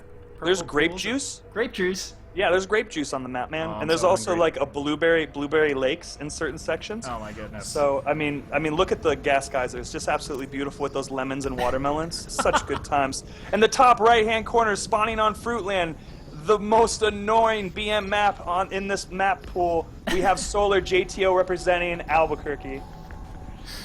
Yeah, and in the bottom left we have from Team Denver, Hypnosis.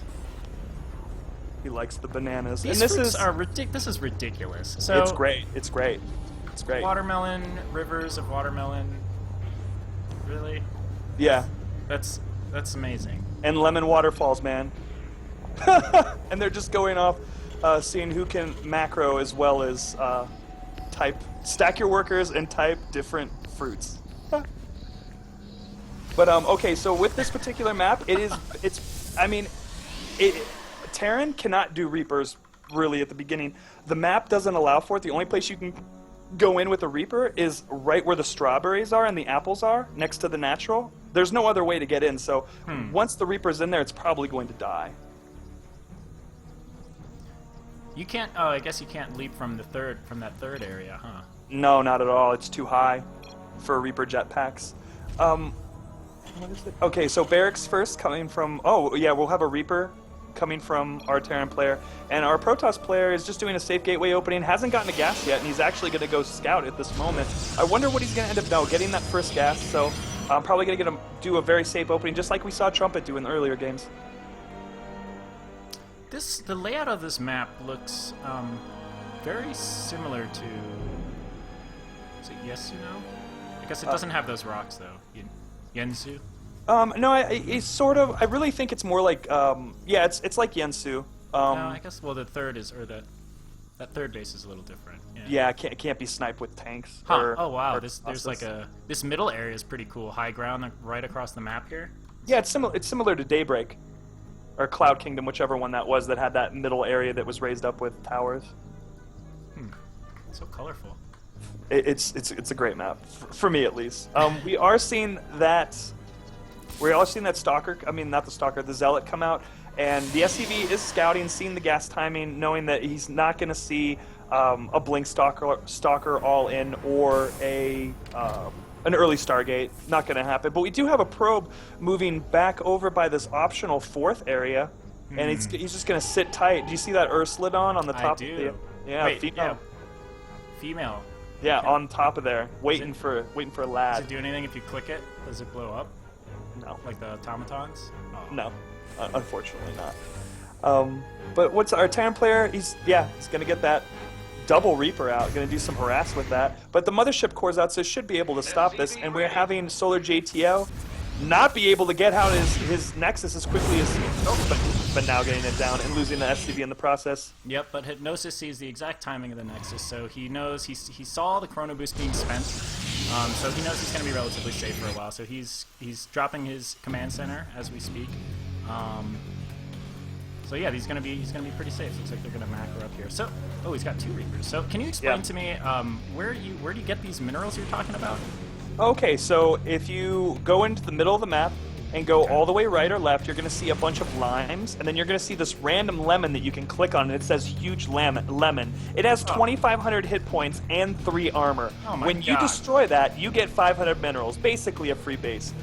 Those Reapers have arrived at the natural. They're taking shots on that Zealot. The Mothership Core is in range and will stop those Reapers from doing any sort of real early harass. I don't know if Hypnosis practiced on this map because he can't jump into that pace. Yeah, he's trying, but the strawberry's in the way. He's trolling him. The just apples goes are in the way. up the ramp and just moving around. May get that Zealot, but probably not. Will he get a...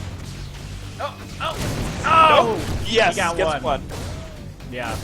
But, you know, he does manage to get... All he really needs to do is see the timings of the gas, you know, click on the gas, see how much gas is in there, and he gets full information, so that's good.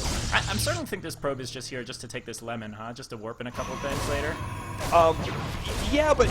Alright, so I've seen players try to knock down the lemons with Reapers, and it takes forever. And Hellions, too. It takes forever. It's it's a 3 armor, 2,500 hit lemon. It's like trying to kill, like, a massive larva or something. Larvas have like 10 armor though, so yeah. Well, Reapers used to have that armor bonus, didn't they? Or no, it was against structures, but they took that away. I don't know if a lemon's a structure. It is. It's a structure. Wish the old Reapers would come back and save the day, kill the lemon structures. But oh crap, we do have a little push out from our Terran player, and sees it. Solar JTO needs to get back right now. Yeah, that Stalker. Oh man, he touched that. The watchtower just in time to see the Marines, so he knows this is coming, and he's probably just going to keep his Mothership Core here, is warping in some units. And here comes that cannon. Is he going to turn on the cannon? Is he going to bait it? He's going to hold on. Nice micro on this Stalker. Yeah, not losing a Stalker in that engagement at all.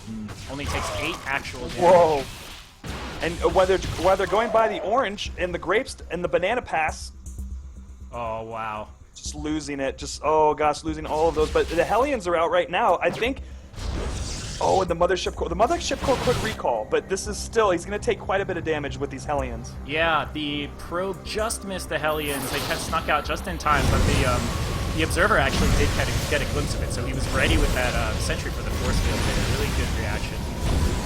Solar loses a few probes, but that sentry was able to put that. No, not anymore. Oh no, sneaks in. Oh no, they're lined up so well. Oh, just click on the probes. No, oh my god.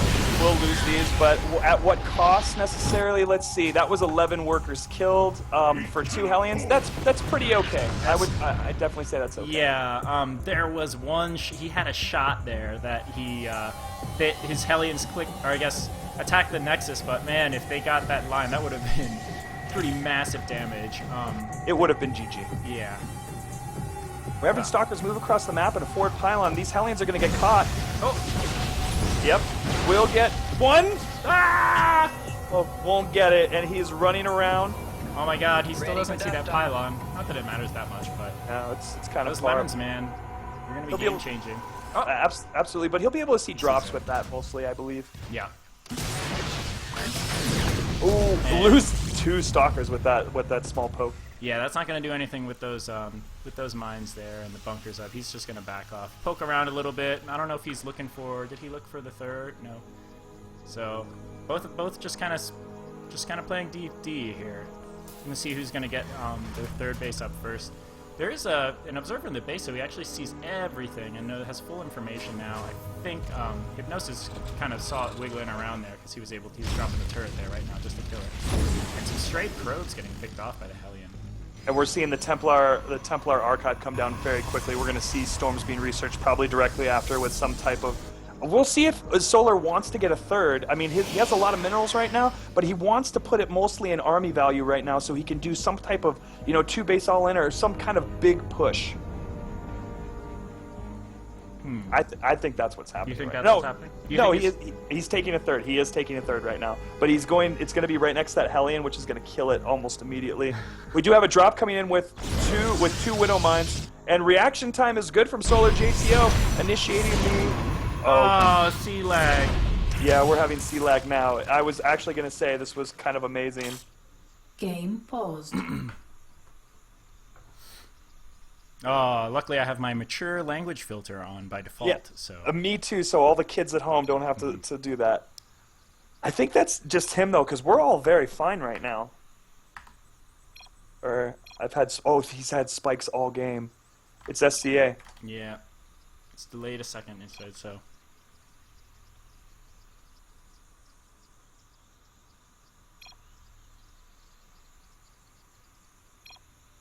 Yeah, sorry guys. Again, it's one of those things that are out of your control, out of everyone's control. But everyone being a good sport with playing. Yeah. And a rematch can always be done on NA. I'll pass it. Yeah, we can No set cares. something up next time. After patch day, right? After patch day, which will be the happiest day of our lives. The third did get down from Solar JTO. That Widowmine business didn't necessarily work out. He didn't lose any probes. But Solar JTO needs to get his probes back to his main to hurry up and have efficient mining, which he's doing right now.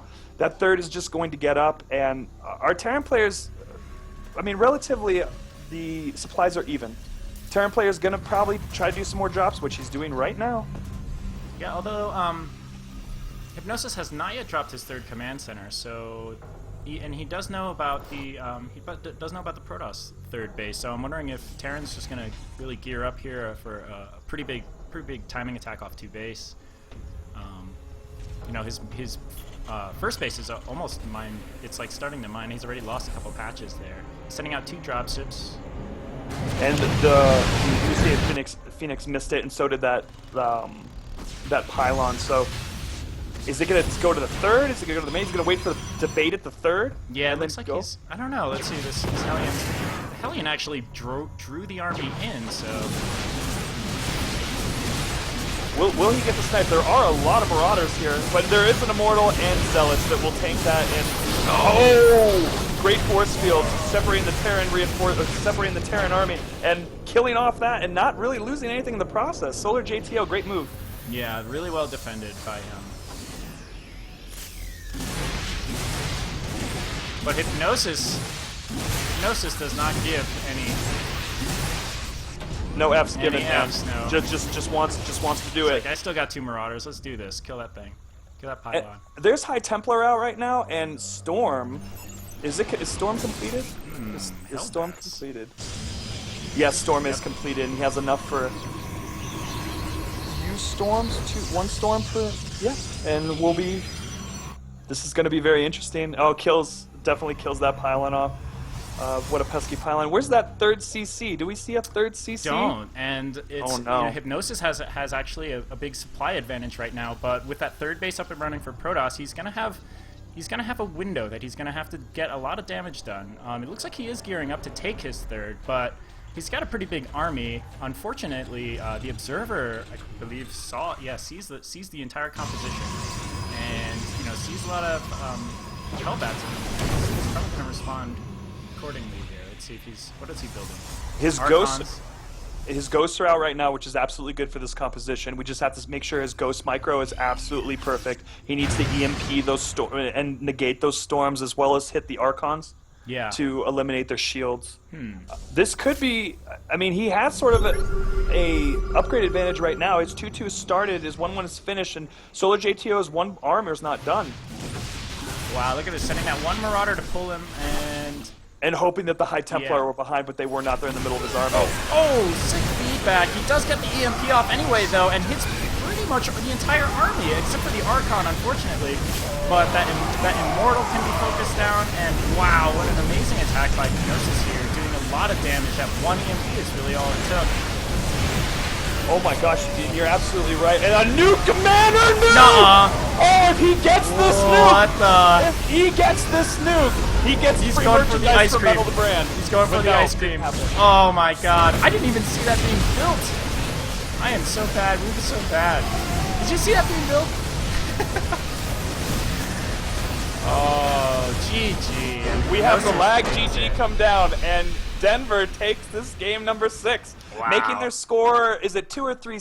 2 or 3? Game 4? ended. So this means 3-4. that the Replay base match saved. did count, and we have so it legit goes to Game 7, and which means that Albuquerque still takes it, but it's a 4-3 matchup there.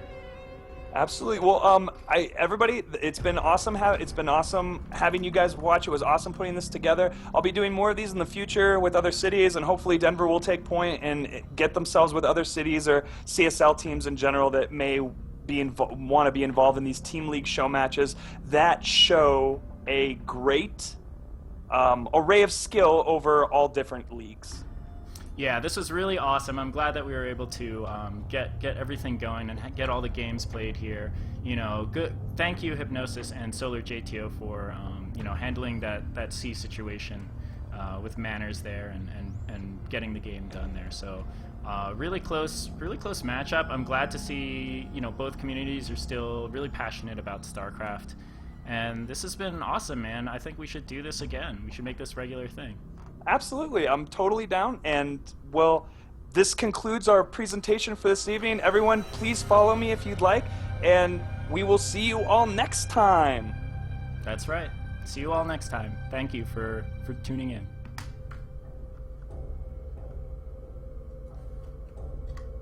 Did you want to put your Twitter out there or something? No, I'm cool.